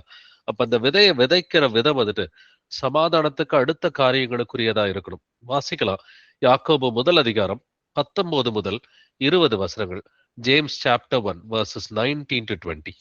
ஆகையால் என் பிரியமான சகோதரரே, யாவரும் கேட்கிறதற்கு தீவிரமாயும் பேசுகிறதற்கு பொறுமையாயும் கோபிக்கிறதற்கு தாமதமாயும் இருக்க கடவர்கள். மனுஷருடைய கோபம் தேவனுடைய நீதியை நடப்பிக்க மாட்டாதே. ஆமென். மனுஷருடைய கோபம் தேவனுடைய நீதியை நடப்பிக்க மாட்டாது. ஒரு சிலர் கோபப்படுறதுல ரொம்ப பெருமிதமா வந்துட்டு இருப்பாங்க. பிரதர், அதெல்லாம் டக்குன்னு கோபப்பட்டுருவேன் பிரதர் அப்படின்ற மாதிரி வந்துட்டு அநேகர் சபைக்குள்ளார இருக்கிற ஒரு சிலரை சொல்லி நான் கேட்டிருக்கிறேன். எனக்கெல்லாம் இப்படி எல்லாம் நடந்தா எனக்கு பிடிக்கவே பிடிக்காது. இந்த எனக்கெல்லாம் பிடிக்காதுன்ற வார்த்தையை முதல்ல வந்துட்டு சீஷர்கள் முதலாவது விட வேண்டும். கர்த்தருக்கு என்ன பிடிக்குதுமோ அதை நான் வந்துட்டு பிடிச்சவனா வந்துட்டு நான் மாத்திக்கிறேன். கர்த்தருக்கு என்ன பிடிக்காதோ அது எனக்கும் பிடிக்காது. இந்த எனக்கு பிடிக்காது எனக்கு பிடிக்கும் இந்த வார்த்தைகள் நம்ம சொல்லக்கூடாது. இயேசுவுக்கு பிடிச்சாக்க எனக்கு பிடிக்கும், இயேசுவுக்கு பிடிக்கலன்னா எனக்கு பிடிக்காது. அப்ப மனிதன் வந்துட்டு கோபப்படுறது நல்லது கிடையாது. மனுஷனுடைய கோபம் தேவனுடைய நீதியை நடப்பிக்க மாட்டாது. நீங்கள் கோபம் கொண்டாலும் பாவம் செய்யாதிருங்கள் என்று வேதம் சொல்கிறது. எபேசியர் 4 எழுதியிருக்கிறது இந்த வசனம். அப்ப என் பிரியமான சகோதரரை, யாருக்குங்க கர்த்தர் எழுதுறாரு? என் பிரியமான சகோதரரை, சபைக்கு தான் கர்த்தர் இந்த வார்த்தைகளை சொல்றாரு. யாவரும் கேட்கிறதற்கு தீவிரமாயும் பேசுகிறதற்கு பொறுமையாயும் கோபிக்கிறதற்கு தாமதமாயும் இருக்க கடவர்கள். அப்ப கேட்கறதுக்கு ரொம்ப தீவிரமா இருக்கணும், பேசுறதுக்கு பொறுமையா இருக்கணும், கோவிச்சுக்கிறதுக்கு வந்துட்டு கோவப்படுறதுக்கு ரொம்ப தாமதமா இருக்கணும். முற்கோபிகள் யாராவது இருந்தாக்க அவர்கள் மனம் திரும்ப வேண்டும். கோபிக்கிறதுக்கு தாமதமா இருந்து உண்மையிலே தேவைப்பட்டாக்க இது கர்த்தருக்கு சுத்தமா பிடிக்காது, இது பெரிய பாவம்னு சொன்னாக்க உண்மையிலே வந்துட்டு கண்டிக்கலாம், தப்பு கிடையாது. ஆனா கோபிக்கிறதுக்கு தாமதமா இருக்கணும். ஒவ்வொரு காரியத்தையும் வந்துட்டு இது கர்த்தருக்கு பிரியமானதா, இது அவருக்கு வந்துட்டு பிடிக்குமா, செய்யறது ரைட்டு தானான்னு சொல்லி கர்த்தர்ட்ட இன்ஸ்பிரிட் ஒரு அங்கீகாரம் பெற்று அதை செய்கிற பிள்ளைகளா இருக்கும். மனுஷனுடைய கோபம் தேவனுடைய நீதியை நடப்பிக்க மாட்டாது. சரி, இப்ப நம்ம ஒரு இடத்துக்கு போகும் பொழுது ஒரு பாவம் நடக்குது, அது தென்னந்தார் அந்த இடத்துல கண்டிக்கலாமா? எல்லா பிரச்சனைகளையும் அந்த இடத்துல கண்டிக்க கூடாதுங்க. கர்த்தர் தெளிவாவே சொல்றாரு, ஒரு சகோதரன் உனக்கு விரோதமா தப்பு பண்ணாக்க நீயும் அவனும் தனித்திருக்கையில் அவன் குற்றத்தையே அவனுக்கு உணர்த்துன்னு சொல்லி சொல்றாரு. பப்ளிக்கா கண்டிக்க வேண்டிய விஷயங்களும் இருக்குது, பப்ளிக்கா கண்டிக்க வேண்டிய காரியங்களையும் கர்த்தர் என்னன்னு லிஸ்ட் போட்டு கொடுத்திருக்கிறாரு. நான் நிறைய நேரம் 1:1 பிரச்சனையா இருந்தா அது தனிப்பட்ட விதத்துலதான் கர்த்தர் கண்டிக்க சொல்லி எழுதியிருக்கிறாரு. கலாத்தியர் 5 22 23 நமக்கு தெரியும். ஆவியின் கனியோ அன்பு, சந்தோஷம், சமாதானம், நீடிய பொறுமை, தயவு, நற்குணம், விசுவாசம், சாந்தம், இச்சையடக்கம், இப்படிப்பட்டவைகளுக்கு விரோதமான பிரமாணம் ஒன்றுமில்லை. இதுக்கு மேல பைபிள்ல பெரிய கட்டளை, பெரிய பிரமாணம் எதுவுமே கிடையாதுங்க. நீங்க ஆவியின் கடியில வந்துட்டு மாறிக்கிட்டே வரீங்கன்னு சொன்னா அந்த முன்னேற்றம் தொடர்ந்து ஒவ்வொரு வருஷமும் இருக்குதுன்னு சொன்னாக்க அதுதான் கர்த்தர் நம்மிடம் விரும்புவது. மனுஷனுடைய கோபம் தேவனுடைய நீதியை நடப்பிக்க மாட்டாதே அப்படிங்கிற வசனத்தை படிச்சோம் இல்லைங்களா? அப்ப நம்ம கிட்ட ஆவியின் கனி இருக்குது, அன்பு இருக்குது, சந்தோஷம் இருக்குது, சமாதானம் இருக்குது, நீடிய பொறுமை இருக்குது, விசுவாசம், சாந்தம், இச்சையடக்கம், இதெல்லாம் இருக்குதுன்னு சொன்னாக்க நம்ம ஃபர்ஸ்ட் ஆஃப் ஆல் கோவப்பட மாட்டோம். அப்படியே கோவப்பட்டாலும் இது வந்துட்டு இது கர்த்தர் சார்பாக வந்துட்டு நின்று ஒரு நியாயமான ஒரு கோபமா இருக்கும். அந்த இடத்துல பாவம் இருக்காது. நீங்கள் கோபம் கொண்டாலும் பாவம் செய்யாதீர்கள் என்று வேதம் சொல்கிறது. உண்மையிலே ஒரு ஆவிக்குரிய காரியத்துக்கு நீங்க கோவப்பட்டீங்க அப்படின்னு சொன்னாக்க, அங்க பாவம் இல்லாத வார்த்தைகளை பேசுவீங்க. நான் கோவப்பட்டு பாவம் பண்ணிட்டேனாக்க, அது நியாயமான கோபம் கிடையவே கிடையாது. வாசிக்கலாம் ரோமர் 16ஆம் அதிகாரம் 20வது வசனம். ரோமன் 16:20. சமாதானத்தின் தேவன் சீக்கிரமாய் சாத்தானை உங்கள் கால்களின் கீழே நசுக்கி போடுவார். நம்முடைய கர்த்தராகிய இயேசு கிறிஸ்துவனுடைய கிருபை உங்களுடனே கூட இருப்பதாக. ஆமென். ஆமென். தேவனை வந்துட்டு இந்த வசனம் எப்படி வந்துட்டு காண்பிக்கிறது? சமாதானத்தின் தேவன் என்று காண்பிக்கிறது இல்லைங்களா? அவர் தேவன் தான். ஆனா எப்படிப்பட்ட தேவன்? சமாதானத்தின் தேவனா இருக்கிறார். சமாதானத்தின் தேவன் சீக்கிரமாய் சாத்தானை உங்கள் கால்களின் கீழே நசுக்கப்படுவார். இப்ப யாரோ ஒருத்தருக்கு பிசாசு பிடிச்சிருக்குது, அதை விரட்டணும்னு நீங்க ட்ரை பண்றீங்க. முதல்ல நீங்க சமாதானமா இருந்தாதாங்க வந்துட்டு அந்த பிசாசு ஓடும். உங்க குடும்பத்துல சமாதானம் இருந்தாதான் அந்த பிசாசு ஓடும். சோ முதல்ல நாம வந்துட்டு இயேசு கிறிஸ்துவோடு கூட சமாதானம் உள்ள பிள்ளைகளா வந்துட்டு இருக்கிறோமா? என்னுடைய குடும்பத்தில் சமாதானம் இருக்குதா? இருந்துச்சுன்னா பிசாசு உங்க காலுக்கு கீழே இருக்குங்க. அதனாலதான் வந்துட்டு வெறுமனே தேவன்னு சொல்லி இங்க ஆவியானவர் எழுதாம, சமாதானத்தின் தேவன் சீக்கிரமாய் சாத்தானை உங்கள் கால்களின் கீழே நசுக்கப்படுவார். அப்ப சமாதானம் இருந்தாதான் பிசாசு உங்க கால்கடியில இருக்கும். உங்களோட இருதயத்துல சமாதானம் இருக்கணும், உங்க குடும்பத்திலேயே சமாதானம் இருக்கணும். அப்படி இருந்தாக்க பிசாசு உங்க காலுக்கடியில வந்துட்டு இருக்கிறான். வாசிக்கலாம் கலாத்தியர் 6ஆம் அதிகாரம் 1 வசனம். கலேஷியன்ஸ் 6:1. சகோதரரே, ஒருவன் யாதொரு குற்றத்தில் அகப்பட்டால் ஆவிக்குரியவர்களாகிய நீங்கள் சாந்தமுள்ள ஆவியோடே அப்படிப்பட்டவனை சீர்பொருந்த பண்ணுங்கள். நீயும் சோதிக்கப்படாதபடிக்கு உன்னை குறித்து எச்சரிக்கையாயிரு. அமேன். இப்ப ஒருவன் யாதொரு குற்றத்தில் அகப்பட்டால், சரி ஒருத்தர் தப்பு பண்ணிடுறாரு, சபையில இருக்கிற ஒருத்தரோ இல்ல குடும்பத்துல இருக்கிற ஒருத்தரோ ஏதோ ஒரு கர்த்தருக்கு விரோதமான ஒரு பாவம் பண்ணிடுறாரு. இப்ப என்ன பண்ணணுமா? நீங்கள் சாந்தமுள்ள ஆவியோட அப்படிப்பட்டவனை சீர் பொருந்த பண்ணுங்கள். அப்ப எப்படி பேசணுமா? ஒருத்தர் தப்பு பண்ணிட்டாருன்னா அவர்கிட்ட பேசுற விதமே சாந்தமுள்ள ஆவியோட தான் வந்துட்டு அவங்கள சீர் பொருந்த பண்ணணும். நான் சீர் இல்லாதவர்களை சீர் பொருந்த பண்ண வேண்டியது வந்துட்டு சபையில இருக்கிற சீஷர்களுடைய கடமையா இருக்கிறது. இப்ப பேசுறது சாந்தமுள்ள ஆவியோட பேசணும். இல்ல பிரதர் எனக்கு கோவம் வரும் அப்படின்னா முதல்ல பேசாதீங்க.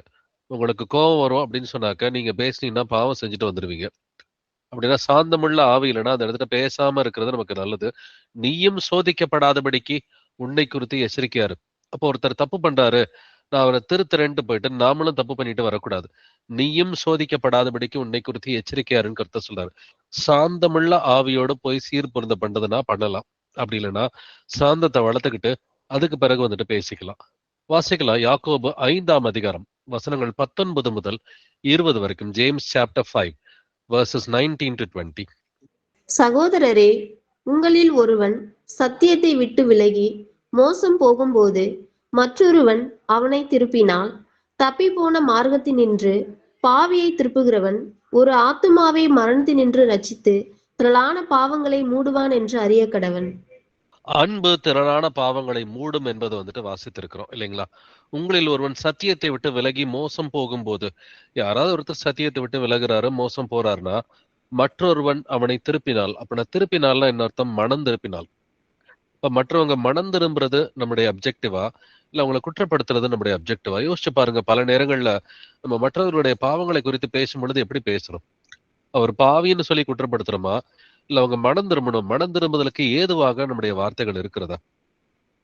மனம் திரும்புதலுக்கு ஏதுவாக பேசல, அவங்கள பாவின்னு சொல்லி குற்றப்படுத்துறோம்னா இது பிசாசோட வேலை. நாம அதை செய்யக்கூடாது.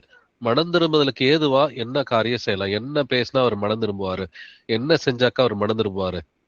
இப்ப தப்பி போன மார்க்கத்தினின்று பாவியை திருப்புகிறவன் ஒரு ஆத்மாவை மரணத்தினின்று ரட்சிக்கிறார் என்று எழுதி இருக்கிறது. அன்பு வந்துட்டு திரளான பாவங்களை மூடும் என்று எழுதி இருக்கிறது இல்லைங்களா? இதே தான் பேதுருவும் பேசுறாரு. வாசிக்கலாம் 1 பேதுரு 4ஆம் அதிகாரம் 8வது வசனம். 1 Peter 4:8. எல்லாவற்றிற்கும் மேலாக ஒருவரில் ஒருவர் ஊக்கமான அன்புள்ளவர்களாயிருங்கள். அன்பு திரளான பாவங்களை மூடும். நம்ம வாசிக்க கேட்டோம், அன்பு திரளான பாவங்களை மூடும். சரி, ஓகே, ஒருத்தர் பாவம் பண்றாரு, இருந்தாலும் அன்பு நிமித்தமா வந்துட்டு கொஞ்சம் சகிக்கிறதுக்கு வந்துட்டு பழகணும். அன்பு நிமித்தமா வந்துட்டு கொஞ்சம் சாந்த குணத்தோட இருந்து நேரம் வரும் பொழுது வந்துட்டு கொஞ்சம் சாந்தமுள்ள ஆவியோட அப்படிப்பட்டவர்களை சீர் பொருந்த பண்றது நம்முடைய கடமையா இருக்கிறது. வாசிக்கலாம் 2 தெசலோனிக்கர் 3ஆம் அதிகாரம் 15 முதல் 16 வசனங்கள். 2 Thessalonians chapter 3 verses 15 to 16. ஆனாலும் அவனை சத்துருவாக எண்ணாமல் சகோதரனாக எண்ணி அவனுக்கு புத்தி சொல்லுங்கள். சமாதானத்தின் கர்த்தர் தாமே எப்பொழுதும் சகல விதத்திலும் உங்களுக்கு சமாதானத்தை தந்தருளுவாராக. கர்த்தர் உங்கள் அனைவரோடும் கூட இருப்பாராக. ஆமென்.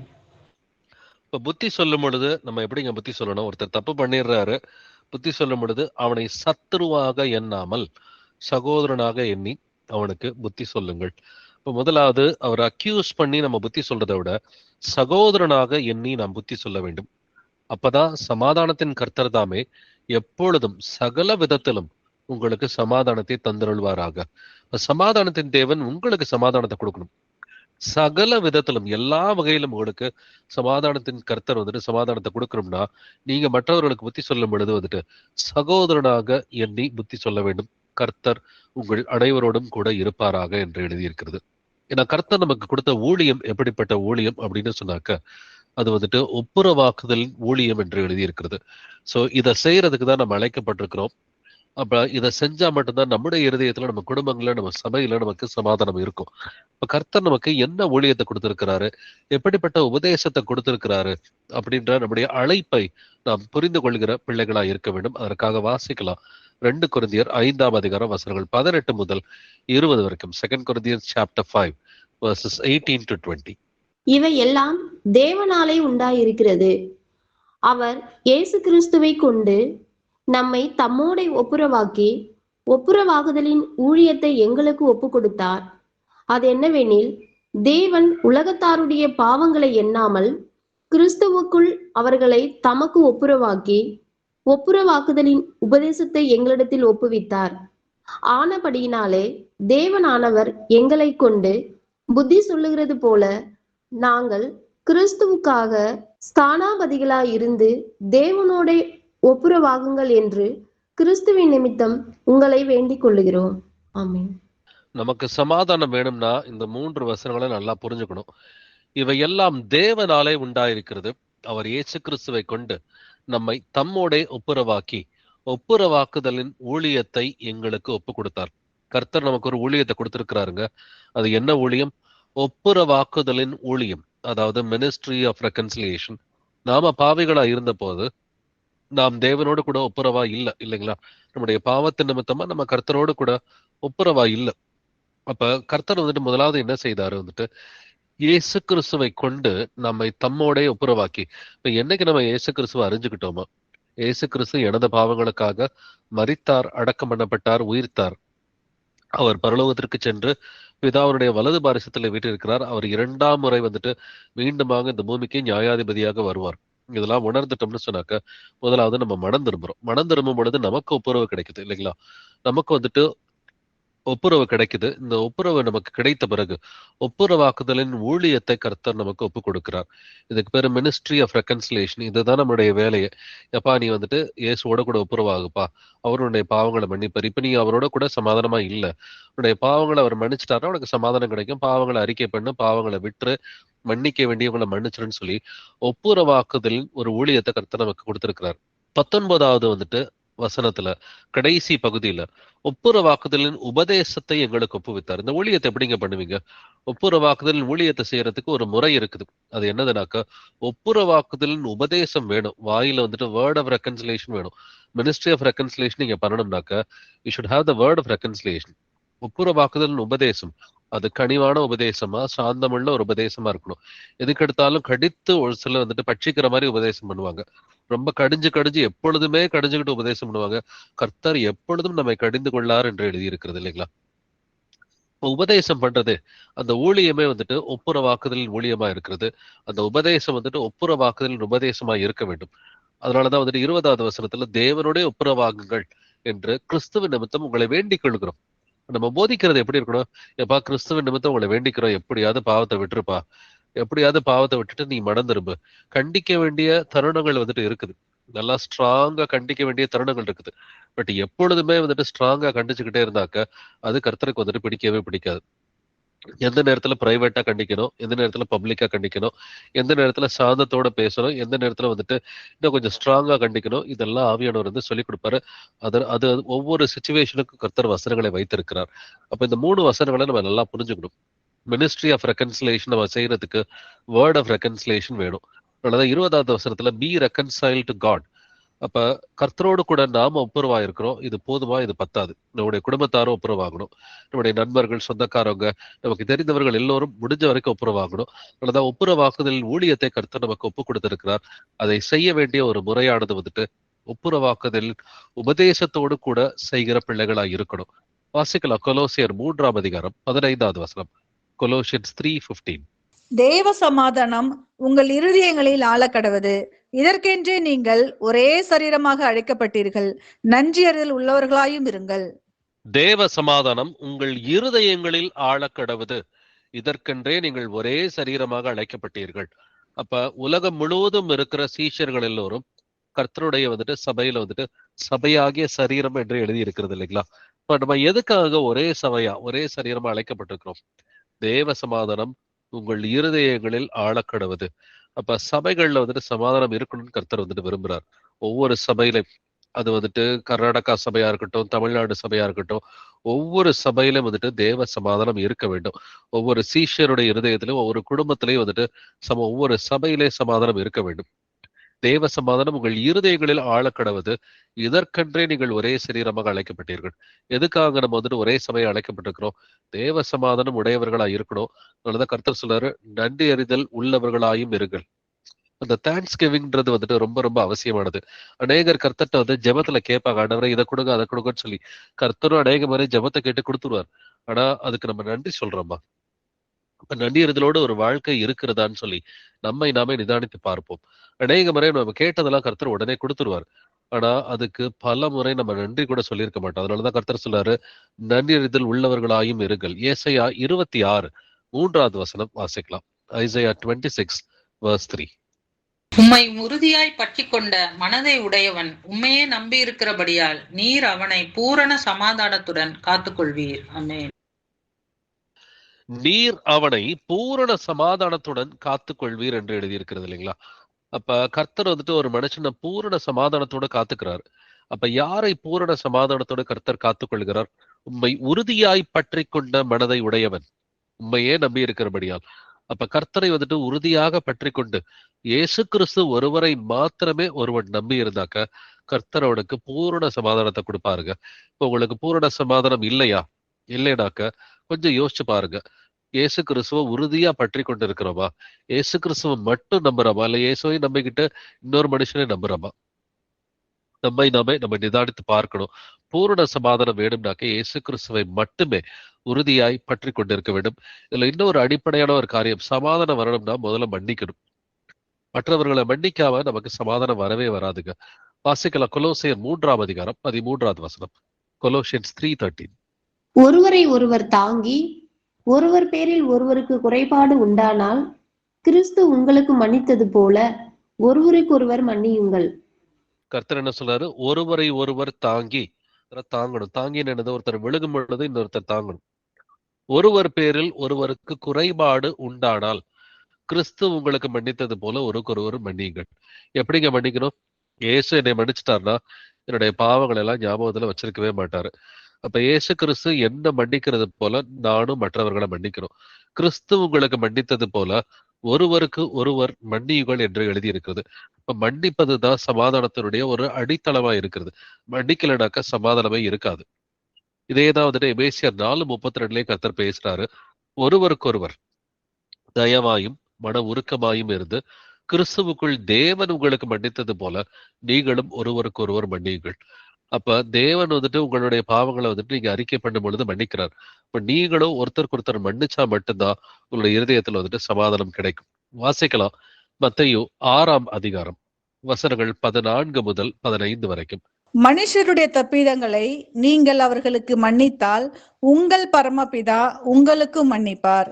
மனுஷருடைய தப்பிதங்களை நீங்கள் அவர்களுக்கு மன்னியாதிருந்தால் உங்கள் பிதா உங்கள் தப்பிதங்களையும் மன்னியாதிருப்பார்.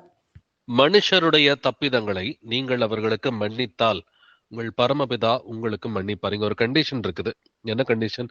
நீங்க மத்தவங்க பாவத்தை மன்னிச்சாதான் கர்த்தரும் உங்களுடைய பாவங்களை மன்னிப்பார். நீங்க மத்தவங்க பாவங்களை மன்னிக்கலன்னு சொன்னாக்க கர்த்தரும் மன்னிக்க மாட்டாரு. இத கர்த்தர் ஒரு ஓமையாவே இயேசு கிறிஸ்து பேசியிருக்கிறார். மத்தேயு 18ஆம் அதிகாரத்துல வந்துட்டு இது ஒரு ஓமையாவே பேசி 23 முதல் 35 வசனங்களை கர்த்தர் ஒரு ஓமையா பேசி ஃபைனலா ஒரு கன்க்ளூஷன் கொடுக்கிறார்.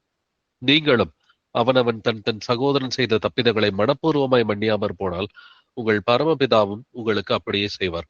மனப்பூர்வமா நம்ம மன்னிக்கலைன்னு சொன்னாக்க நமக்கும் கர்த்தர் மன்னிக்க மாட்டார். இதைத்தான் லூக்கா 6ஆம் அதிகாரம் 35வது வசனத்துல கர்த்தர் சொல்றாரு, உங்கள் சத்துருக்களை சிநேகியுங்கள், நன்மை செய்யுங்கள், கைமாறு கருதாமல் கடன் கொடுங்கள், அப்பொழுது உங்கள் பலன் மிகுதியாயிருக்கும். உன்னதமானவருக்கு நீங்கள் பிள்ளைகளாய் இருப்பீர்கள். அவர் நன்றி அறியாதவர்களுக்கும் துரோகிகளுக்கும் நன்மை செய்கிறாரே. இப்ப நன்றி அறியாதவர்களுக்கும் துரோகிகளுக்கும் கர்த்தர் நன்மை செய்கிறார். நாமளோ அப்படிதான் இருக்கணும்னு சொல்லி கர்த்தர் விரும்புறாரு. வாசிக்கலாம் மத்தேயு 5ஆம் அதிகாரம் வசனங்கள் 44 முதல் 45 வரைக்கும். Matthew chapter 5 verses 44 to 45. நான் உங்களுக்கு சொல்லுகிறேன், உங்கள் சத்துருக்களை சிநேகியுங்கள், உங்களை சபிக்கிறவர்களை ஆசீர்வதியுங்கள், உங்களை பகைக்கிறவர்களுக்கு நன்மை செய்யுங்கள், உங்களை நிந்திக்கிறவர்களுக்காகவும் உங்களை துன்பப்படுத்துகிறவர்களுக்காகவும் ஜெபம் பண்ணுங்கள். இப்படி செய்வதனால் நீங்கள் பரலோகத்தில் இருக்கிற உங்கள் பிதாவுக்கு புத்திரராய் இருப்பீர்கள். அவர் தீயோர் மேலும் நல்லோர் மேலும் தமது சூரியனை உதிக்க பண்ணி நீதி உள்ளவர்கள் மேலும் அநீதி உள்ளவர்கள் மேலும் மழையை பெய்ய பண்ணுகிறார். ஆமென். கர்த்தர் என்ன சொல்றாரு? உங்கள் சத்துருக்களை சிநேகியுங்கள், உங்களை சபிக்கிறவர்களை ஆசீர்வதியுங்கள், உங்களை பகைக்கிறவர்களுக்கு நன்மை செய்யுங்கள், உங்களை நிந்திக்கிறவர்களுக்காகவும் உங்களை துன்பப்படுத்துறவர்களுக்காகவும் ஜெபம் பண்ணுங்கள். இப்போ மன்னிச்சிட்டிங்களா பிரதர், மன்னிச்சிட்டிங்களா சிஸ்டர்னு கேட்டா என்ன சொல்லுவாங்க? மன்னிச்சிட்டேன்னு சொல்லி சொல்லுவாங்க.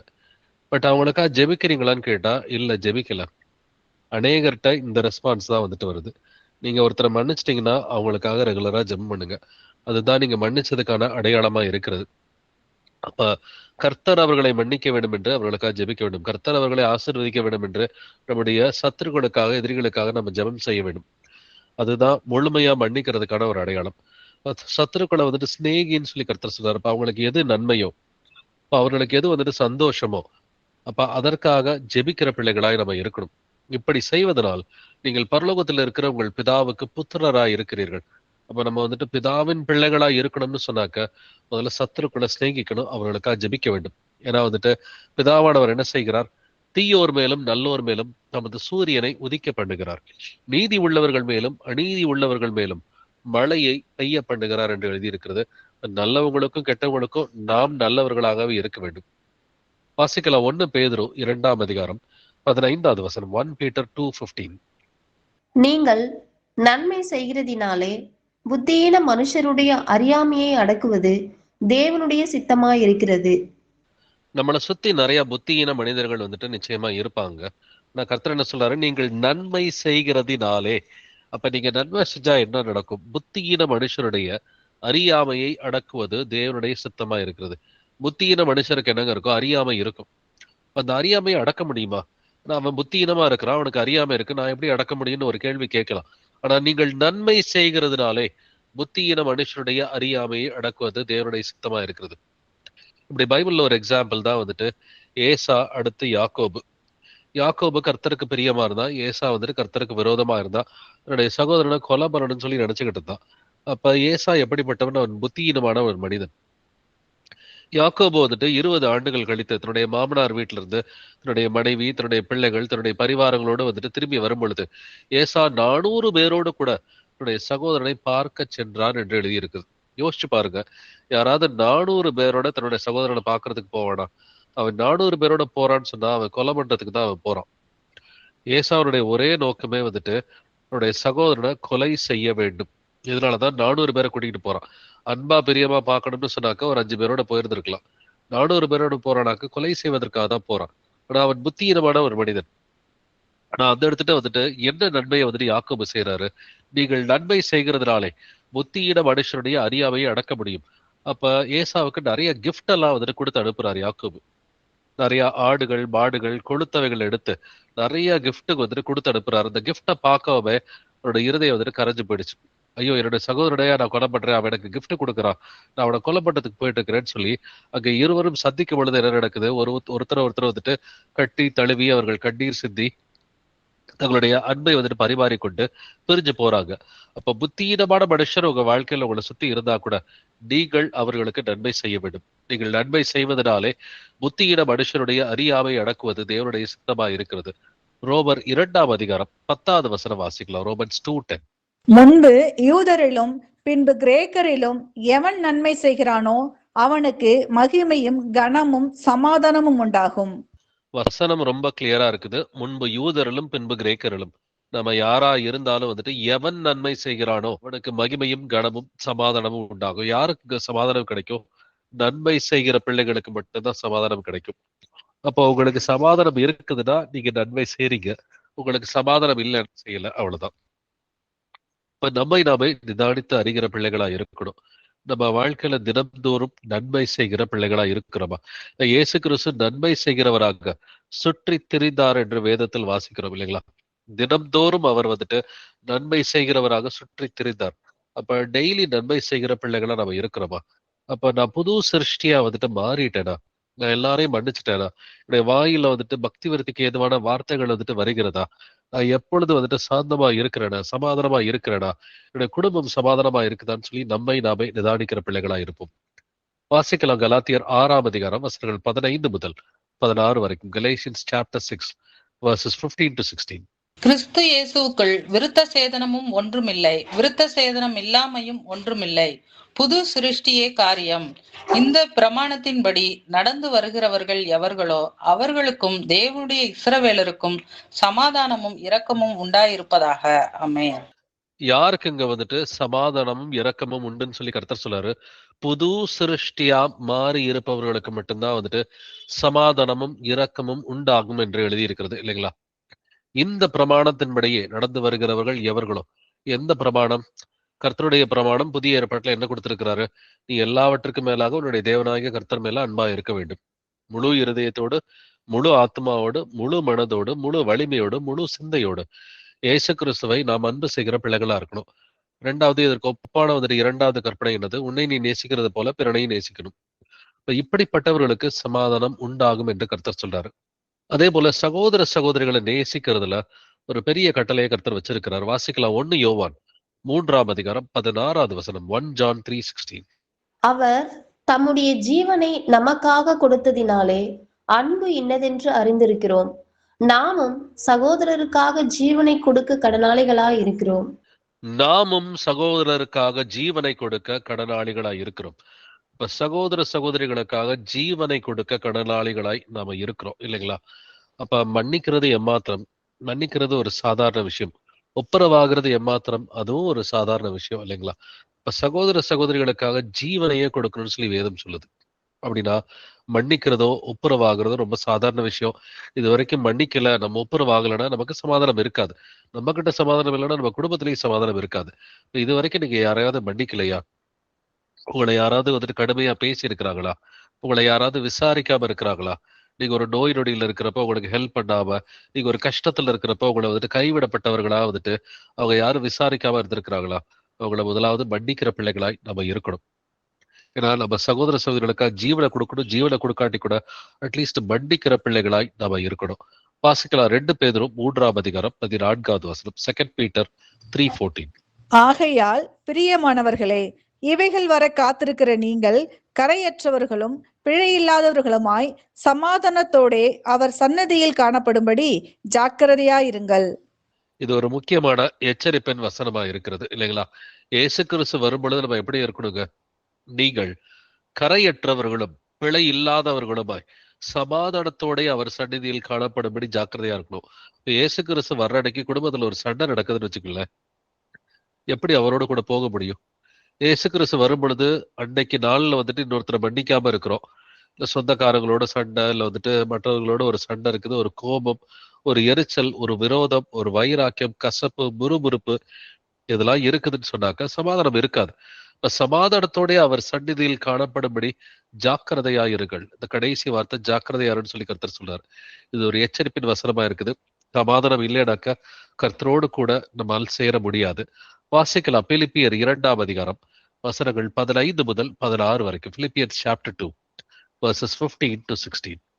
கோணலும் மாறுபாடுமான சந்ததியின் நடுவிலே குற்றமற்றவர்களும் கபடற்றவர்களும் தேவனுடைய மாசற்ற பிள்ளைகளுமாய் இருக்கும்படிக்கு எல்லாவற்றையும் முறுமுறுப்பில்லாமலும் தர்கிப்பில்லாமலும் செய்யுங்கள். ஆமென். எல்லாவற்றையும் முறுமுறுப்பு இல்லாமலும் தர்கிப்பு இல்லாமலும் செய்யுங்கள் என்று எழுதியிருக்கிறது. அப்ப இயேசு கிறிஸ்துவுக்காக நீங்கள் செய்கிற ஊழியமா இருக்கட்டும், இல்ல மத்தவங்களை மன்னிக்கிற விஷயமா இருக்கட்டும், உட்கார்ந்த இடத்துல செய்யற ஜெபமா இருக்கட்டும். இப்ப டெய்லி பைபிள் படிக்கிறதுக்கே ஒரு சிலருக்கு வந்துட்டு ஒரு பிரச்சனையா இருக்குது. இது என்னது டெய்லி பைபிள் படிக்க வேண்டியதா இருக்குது, இது ரொம்ப டைம் வேஸ்டிங்கா இருக்குதுன்னு சொல்லி ஒரு சிலர் நினைக்கலாம். டெய்லி நான் ஜெபிக்கணுமா, இல்லாட்டினா இயேசு என்னை அன்பு செய்ய மாட்டாரா அப்படின்னு நினைக்கிறவங்களும் இருக்கிறாங்க. டெய்லி நான் ஃபேமிலியில பைபிள் ஸ்டடி பண்ணணுமா, டெய்லி நான் ஃபேமிலி ப்ரேயர் பண்ணணுமா அப்படின்னு சொல்லி நினைக்கிறவங்களும் இருக்கிறாங்க. அதனாலதான் கர்த்தர் சொன்னாரு, எல்லாவற்றையும் முறுமுறுப்பு இல்லாமலும் தர்கிப்பு இல்லாமலும் செய்யுங்கள்.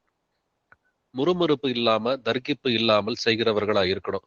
அது ஒரு சமையல் செய்யற விஷயமா இருந்தா கூட, இல்ல வந்துட்டு ஒரு சபைக்கு வந்துட்டு ஏதாவது நற்காரியங்களை செய்கிற விஷயமா இருந்தா கூட, எதுவா இருந்தாலும் முறுமுறுப்பு இல்லாமலும் தர்கிப்பு இல்லாமலும் செய்கிற பிள்ளைகளா இருக்கணும். அப்ப இந்த சமாதானம் எப்படி நமக்குள்ளார வரும், என்ன ஃபார்முலா இருக்குது, ஏதாவது ஒரு ஷார்ட்கட் இருக்குதா அப்படின்றத நம்ம தெரிஞ்சுக்கலாம். வாசிக்கலாம். பிலிப்பியர் 4ஆம் அதிகாரம் 4 முதல் 5 வசனங்கள். Philippians chapter 4 verses 4 to 5. கர்த்தருக்குள் எப்பொழுதும் சந்தோஷமாயிருங்கள், சந்தோஷமாயிருங்கள் என்று மறுபடியும் சொல்லுகிறேன். உங்கள் சாந்த குணம் எல்லா மனுஷருக்கும் தெரிந்திருப்பதாக. கர்த்தர் சமீபமாயிருக்கிறார். ஆமென். கர்த்தருக்குள் எப்பொழுதும் சந்தோஷமாயிருங்கள். அப்ப உங்களுக்கு வந்துட்டு நீங்க நினைச்சது நடக்கலைன்னா கூட, நீங்க நினைச்சது உங்களுக்கு கிடைக்கலைன்னா கூட, இல்ல உங்களை ஒருத்தர் வந்துட்டு அன்பா ட்ரீட் பண்ணணும்னு எதிர்பார்க்கறீங்க, அவர் உங்களை அன்பா ட்ரீட் பண்ணல, நீங்க இப்படிதான் இருக்கணும், கர்த்தருக்கு இதுதான் பிரியம், இவங்க இப்படிதான் செய்யணுன்றதை நீங்க விரும்புறீங்க, ஆனாலும் வந்துட்டு மற்றவங்க அது மாதிரி செய்ய மாட்டேன்றாங்க.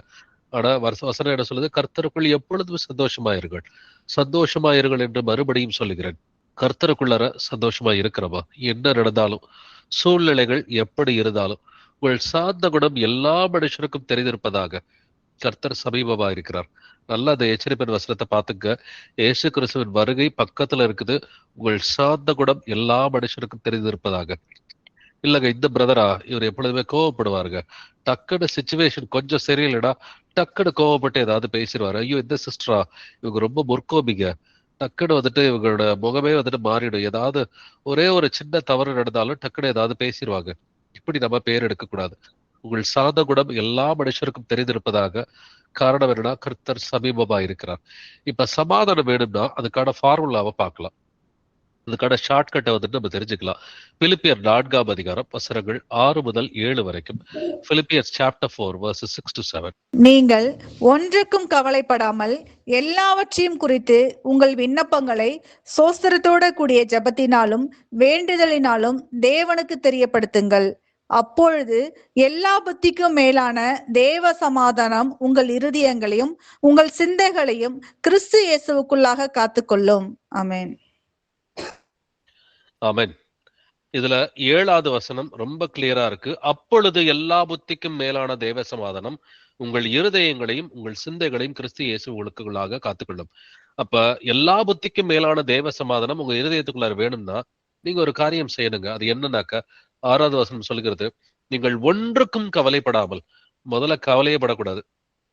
ஒன்றுக்கும் கவலைப்படாமல் எல்லாவற்றையும் குறித்து உங்கள் விண்ணப்பங்களை ஸ்தோத்திரத்தோட கூடிய ஜெபத்தினாலும் வேண்டுதலினாலும் தேவனுக்கு தெரியப்படுத்துங்கள். முதல்ல ஏசப்பாட்ட சொல்லிருங்க. எதுக்கும் கவலைப்படாம, எவ்வளவு பெரிய விஷயம் இருந்தாலும், எவ்வளவு பெரிய பிரச்சனையா இருந்தாலும், எதை பத்தியும் கவலைப்படாம எல்லாவற்றையும் குறித்து உங்கள் விண்ணப்பங்களை ஸ்தோத்திரத்தோட கூடிய ஜெபத்தினாலும். இப்ப வெறுமனே ஜெபம் செய்யக்கூடாது, ஸ்தோத்திரத்தோட ஜெபம் பண்ணணும்னு சொல்லி கர்த்தர் சொல்லார். இப்ப எப்ப பார்த்தாலும் ஆண்டவர்கிட்ட போய் இதை பண்ணுங்க அதை பண்ணுங்கன்னு சொல்லி கேட்கறதுக்கு பதிலா, ஆண்டவரே இது வரைக்கும் நீர் செய்த காரியங்களுக்காக நன்றி செலுத்துகிறேன் ஆண்டவரே, ஸ்தோத்தரிக்கிறேன் ஆண்டவரேன்னு சொல்லி ஸ்தோத்திரத்தோட கூடிய ஜெபத்தினாலும் வேண்டுதலினாலும் தேவனுக்கு தெரியப்படுத்துங்கள். ஏசப்பாட்ட சொல்லிட்டீங்களா, அப்பதான் உங்களுக்கு சமாதானம் வரும். ஏசப்பாட்ட சொன்ன பிறகு கவலைப்பட்டுக்கிட்டே இருக்கக்கூடாது. ஏசப்பாட்ட ஜெபத்துல ஒரு சிலர் பேசுவாங்க, பேசிட்டு கவலைப்பட்டுக்கிட்டே இருப்பாங்க. அப்படிப்பட்டவங்களுக்கு எந்த சமாதானமும் கிடைக்காது, எந்த நன்மையும் நடக்காது. ஏசப்பாட்ட சொல்லிட்டாக்க கவலை இல்லாம இருக்கிறதுக்கு பழகணும். அதான் நீங்கள் ஒன்றுக்கும் கவலைப்படாமல் என்று வேதம் சொல்கிறது. இப்ப கவலைப்படக்கூடாதுனாக்க முதல்ல வந்துட்டு தேவன்கிட்ட சொல்லிருங்க. சொல்லிட்டாக்க அப்பொழுது எல்லா புத்திக்கும் மேலான தேவ சமாதானம் உங்கள் இருதயங்களையும் உங்கள் சிந்தைகளையும் கிறிஸ்து இயேசுக்குள்ளாக காத்துக்கொள்ளும்.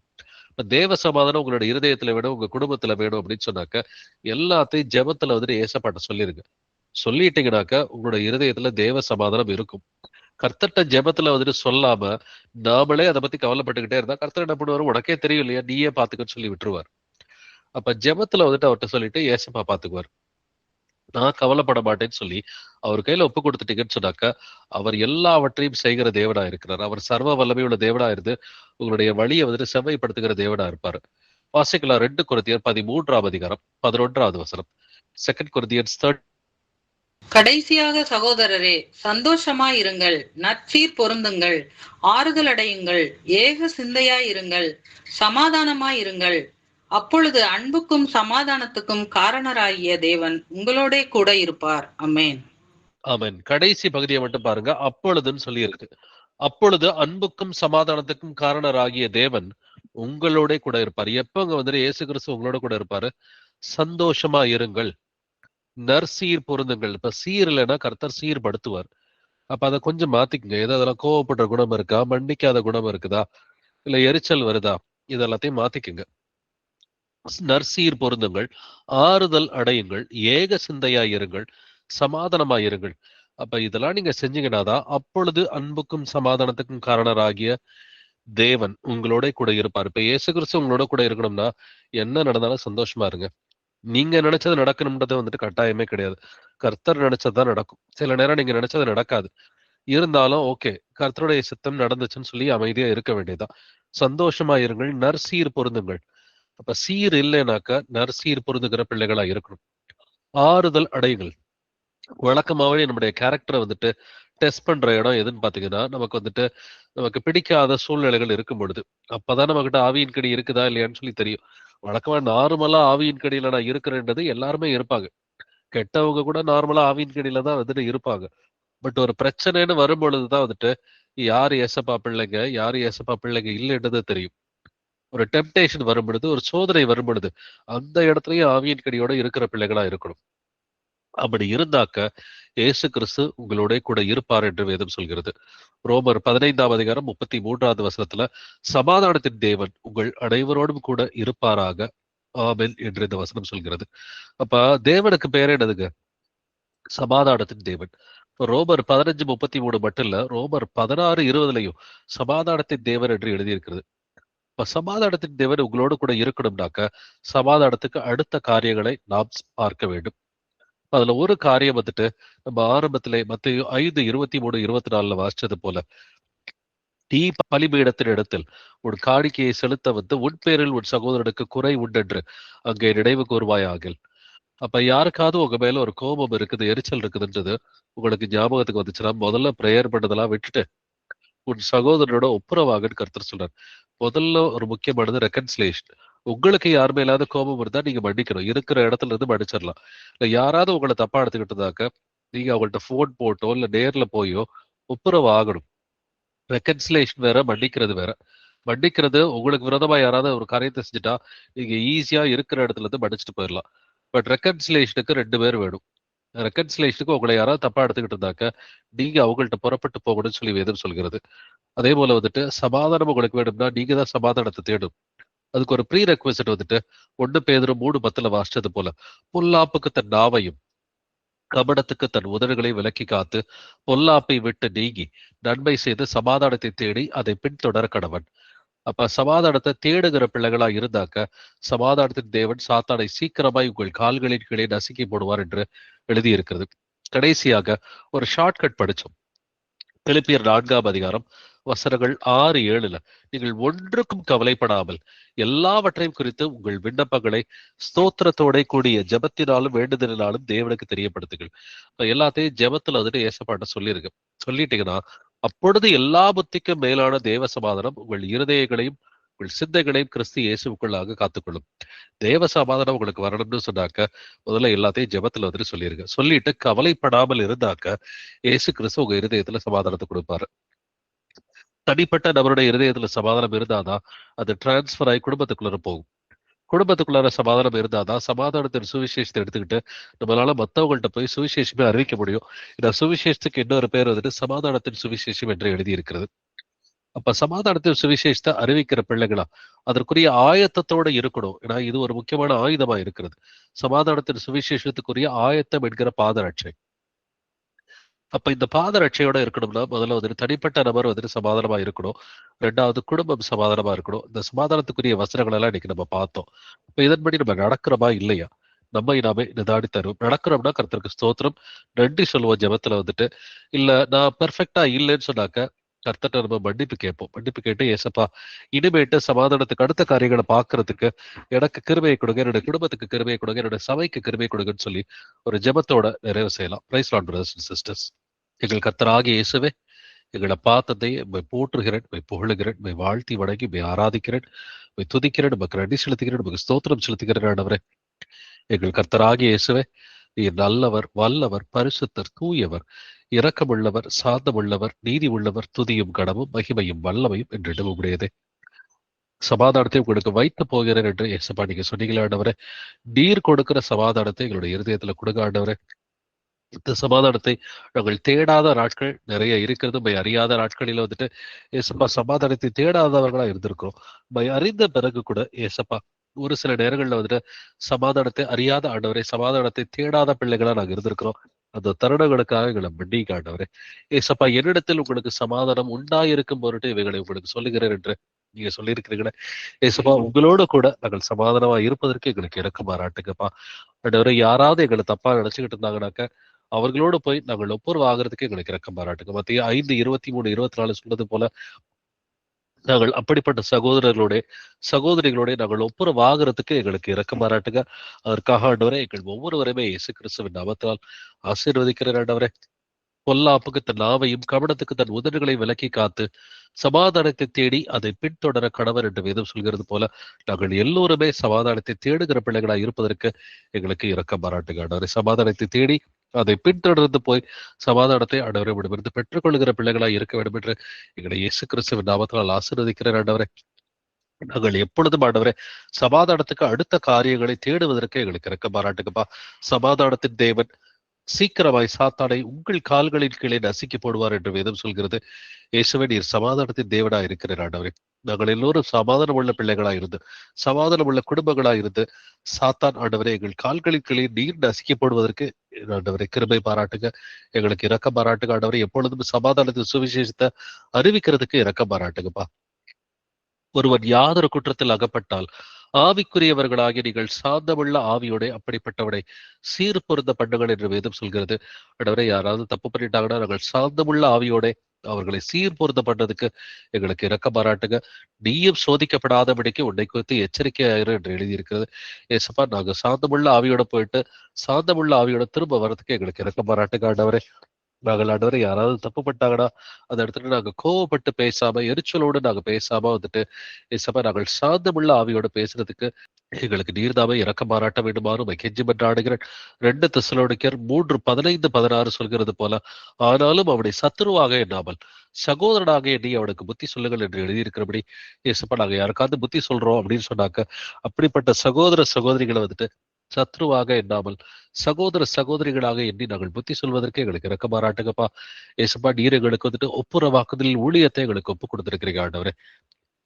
அதை ஒப்புரவாக்குதல் உபதேசத்தோடு கூட அந்த ஊழியத்தை செய்யறதுக்கு எங்களுக்கு இரக்கம் பாராட்டுங்க. அதற்காக எங்களை இயேசு கிறிஸ்துவின் நாமத்தால் ஆசீர்வதிக்கிற ஆண்டவரே.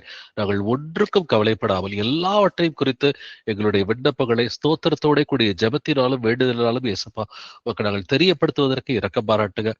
இதன் மூலமாக எல்லா புத்திக்கும் மேலான தேவ சமாதானம் ஆண்டவரே எங்கள் எல்லாருடைய இருதயங்களிலும் வந்துட்டு சிந்தைகளையும் வந்துட்டு ஆண்டு கொள்ள வேண்டும் என்று எங்கள் எல்லோரையுமே இயேசு கிறிஸ்துவின் நாமத்தால் ஆசீர்வதிக்கிறேன். சமாதானத்தின் கர்த்தராகி இயேசு கிறிஸ்துவே, சமாதானக்காரனாகி இயேசு கிறிஸ்துவே, நீர் எப்பொழுதும் எங்களோட கூட இருங்கப்பா. எங்களுடைய குடும்பங்கள்ல வந்துட்டு சமாதான குறைச்சல்கள் ஏதாவது இருக்குமாயின் நம்ம எல்லாவற்றையும் இயேசு கிறிஸ்துவின் நாமத்தால வெளியே போயிட்டு நாங்கள் கட்டளை எடுக்கிறோம். சகோதரிகளுடைய குடும்பங்கள்ல அவருடைய இருதயத்துல இருக்கிற எல்லா சமாதான குறைச்சல்களையும் இயேசு கிறிஸ்துவின் நாமத்தினாலே வெளியே போயிட்டு நாங்கள் கட்டளை எடுக்கிறோம்.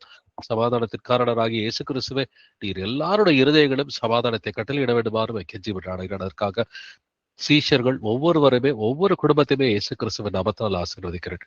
துதிகட மகிமை எல்லாம் இயேசுவே ஒருவருக்கே உண்டாவதாக. இந்த ஜெபங்களை என்னுடைய கர்த்தராகிய இயேசு கிறிஸ்துவின் மகா பரிசுத்த நாமத்தால் ஏறெடுக்கிறேன். ஜீவனுள்ள எங்கள் நல்ல பிதாவே. ஆமென், ஆமென்.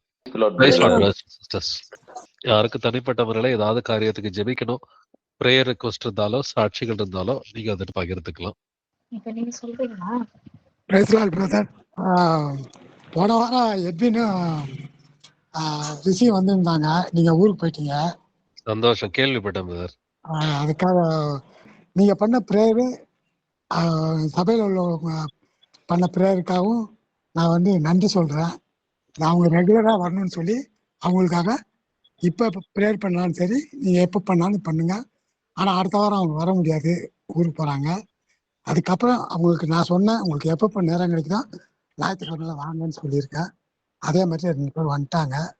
அது கர்த்தர் சொல்லி வந்ததாக நான் நினைக்கிறேன். அடுத்தது ஜெபத்தினாலே அவங்க வந்திருக்காங்கன்னு நான் நினைக்கிறேன். அதனால மீண்டும் அவங்க கண்டினியூவா வரணும், அவங்களுடைய வார்த்தை, தேவனுடைய வார்த்தையை கேட்கணும் அப்படின்னு சொல்லி நீங்க ப்ரேயர் பண்ணிடுங்க. என் மகளுக்கு முன்ன விட நீங்க ஒரு தடவை ப்ரேயர் பண்ணீங்க, 2 தடவை ப்ரேயர் பண்ணீங்க. இப்போ நல்லா இருக்காங்க, எழுந்திரிச்சு அளவு நடக்கிறாங்க. அடுத்தது எனக்கு காலு வீக்கம் தான் இன்னும் சரியா போகாம இருக்கு. இப்போ வீங்குது குறையுது, வீங்குது குறையுது. கர்த்தர்கிட்ட வேண்டிக்கங்க. தேங்க்யூ. கண்டிப்பா பிரதர். கர்த்தருக்கு ஸ்தோத்திரம். அவர்கள் வந்துட்டு கொஞ்ச நாள் கழிச்சு வந்துட்டு சபை கூடுதலுக்கு மீண்டுமா வந்துட்டு வந்ததுக்காக ஆண்டவருக்கு நன்றி சொல்லி மற்ற கருத்துக்களுக்காக நம்ம சேர்ந்து ஜெபிக்கலாம். இயேசுவே ஆண்டவரே, ஆண்டவரே, சகோதரர் மனோகர் சொன்னது போல அவருடைய பையன் எட்வினோ, அவருடைய ஆண்டவரே மருமகளோ, அவருடைய பேர பிள்ளைகளோடு சேர்ந்து அவர்கள் சபை கூடுதலுக்கு வந்ததற்கு நமக்கு நன்றி செலுத்துகிறோம், நமக்கு ஸ்தோத்திரம் செலுத்துகிறோம். ஆண்டவரே, அவர்களுக்கு ஆண்டவரை கேட்ட வசனத்தின்படி அவர்கள் நிலைத்து நிற்பதற்கு இரக்கம் பாராட்டுங்கப்பா.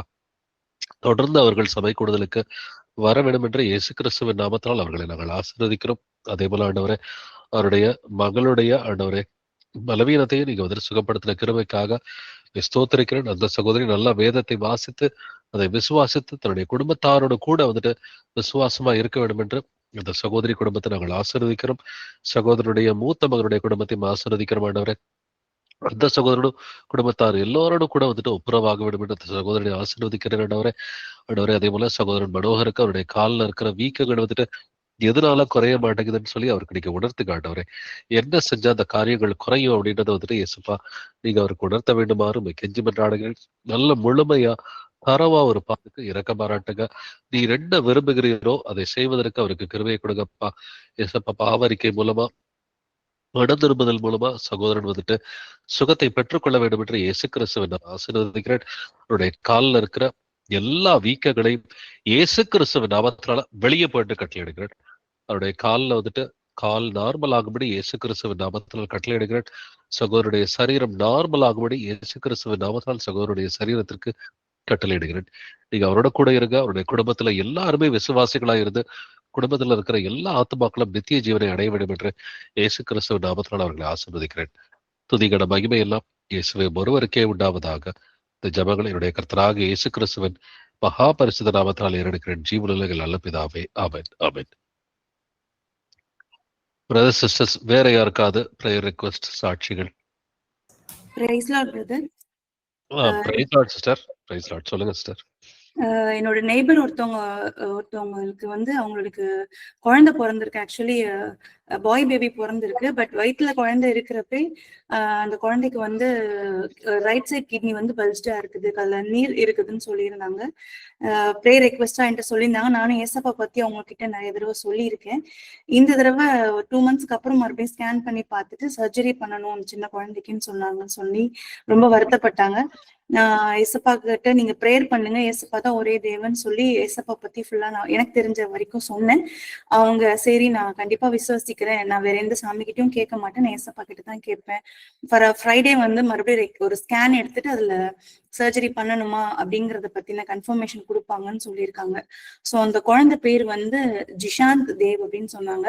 ஸோ அந்த தம்பிக்கு வந்து சர்ஜரி எதுவும் இல்லாம கர்த்தர் வந்து நம்மளுடைய ஜெபத்தை கேட்டு நம்மளுடைய விசுவாசத்தினால அந்த குழந்தைக்கு பூரண சுகம் கொடுக்கணும், கத்திப்படாம அந்த குழந்தைக்கு அந்த கிட்னில இருக்கிற அந்த தண்ணியெல்லாம் ஆட்டோமேட்டிக்கா வெளியில வந்து அந்த குழந்தை ஆரோக்கியமா இருக்கணும், அவங்களும் கர்த்தர் நாம மகிமைப்படுறதுக்கு இது சாட்சியா வரணும். ப்ரேயர் பண்ணிக்கோங்க பிரதர். Thank you Jesus. கண்டிப்பா சிஸ்டர். இயேசுவே ஆண்டவரே, இயேசுப்பா சகோதரி சொன்ன விண்ணப்பத்தை நீங்க கேட்டிருக்கிறீங்க ஆண்டவரே. அவங்களுடைய நெய்பருடைய குழந்தைக்கு ஆண்டவரே அந்த கிட்னில இருக்கிற பிரச்சனைகள் எல்லாவற்றையும் நீர் அறிவீர் ஆண்டவரே. சிறு பிள்ளைகளை என்னிடம் மறவிடங்கள், பரலோக ராஜ்யம் அவர்களுடையது என்று நீங்க சொல்லியிருக்கிறீங்களே இயேசுப்பா. இந்த சிறு குழந்தைகிட்ட வந்துட்டு பாவமே இல்லாத இருக்கிற அந்த குழந்தைய நீர் ஆண்டவரே உலக தோற்றத்திற்கு முன்னாடி இருந்தே நீர் அன்பு செய்கிறீர் என்பதை நாங்கள் விசுவாசிக்கிறோம் ஆண்டவரே. நீர் அன்பு செய்கிற அந்த குழந்தைய இயேசு கிறிஸ்துவின் நாமத்தினால் நாங்கள் ஆசீர்வதிக்கிறோம் ஆண்டவரே. நீர் எப்பொழுதும் நீதிபரர், நீர் எப்பொழுதும் நல்லவராயிருக்கிறீர் ஆண்டவரே. ஒரு காரணம் இல்லாம இந்த கிட்னில இந்த ப்ராப்ளத்தை நீங்க அனுமதிச்சிருக்கவே மாட்டீங்கப்பா. அந்த காரணம் எதுவா இருந்தாலும் தயவா இந்த வழியில மன்னிக்க வேண்டுமாறு உம்மை கெஞ்சி மன்றாடுகிற ஆண்டவரே. ஏசப்பா, அந்த குடும்பம் உம்மோடு கூட ஒப்புரவாகிறதுக்கு நீங்க இரக்கம் பாராட்டுங்க ஆண்டவரே. ஏசப்பா, அந்த குழந்தையோட பெற்றோருடைய பாவத்தை மன்னிங்க. அந்த குழந்தையோட மூதாதையர்களுடைய பாவங்களை வந்துட்டு மன்னிங்க. அது சிலை வழிபாடு பாவமா இருந்தாலும் மற்ற எந்த பாவங்களா இருந்தாலும் தயவாய் நீர் ஆண்டவரே அந்த குடும்பங்களை வந்துட்டு ஏசப்பா அந்த மூதாதையர்களை நீர் மன்னித்து அந்த குழந்தை விடுதலையை கட்டளையிட வேண்டுமாறு உம்மை கெஞ்சி மன்றாடுகிறேன். அந்த தாயும் கூட ஏசப்பா கிட்ட மட்டும்தான் ஜெபிப்பேன்னு சொல்லி அவங்க வாக்கு கொடுத்திருக்கிறாங்க. அந்த சகோதரியினுடைய விசுவாசம் வந்துட்டு வர்த்திக்கப்படத்தக்கதாக சுகத்தை இந்த குடும்பத்துக்கு தாரும் ஆண்டவரே.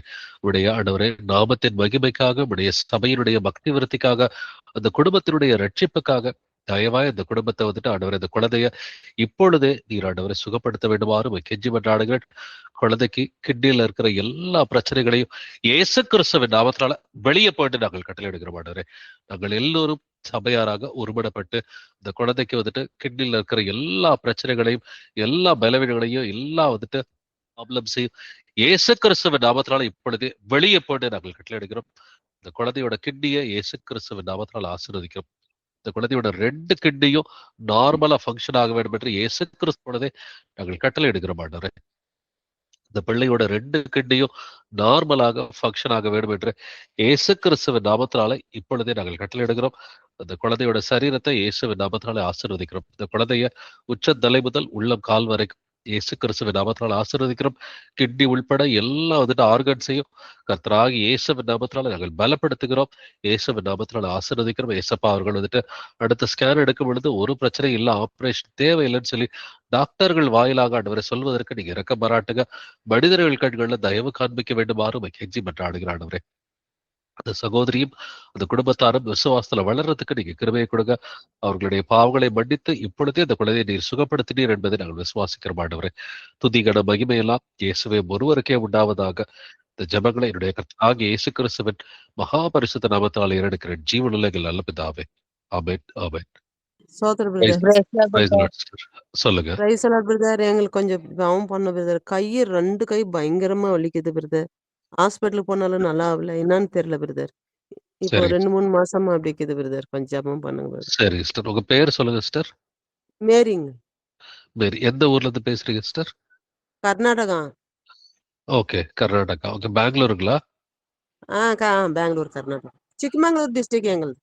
ஓகே, சிக்மங்களூரா? ஓகே, சரி சரி. sister. கை வலி இல்லைங்களா? ஆமா பிரதர். 2 கையும் ரொம்ப வலி பிரதர். மாத்திரை இன்ஜெக்ஷன்லாம் போன ஒண்ணுமே நல்லாவே ஆக மாட்டேன் பிரதர். நொந்துனே ஓகே, இருக்குது. ஓகே. சரி, நீங்க நல்ல ஒரு பாவ அறிக்கை மட்டும் பண்ணுங்க. ஞானஸ்நானம்லாம் எடுத்துட்டீங்களா? பிரதர் எடுத்துட்டோம்.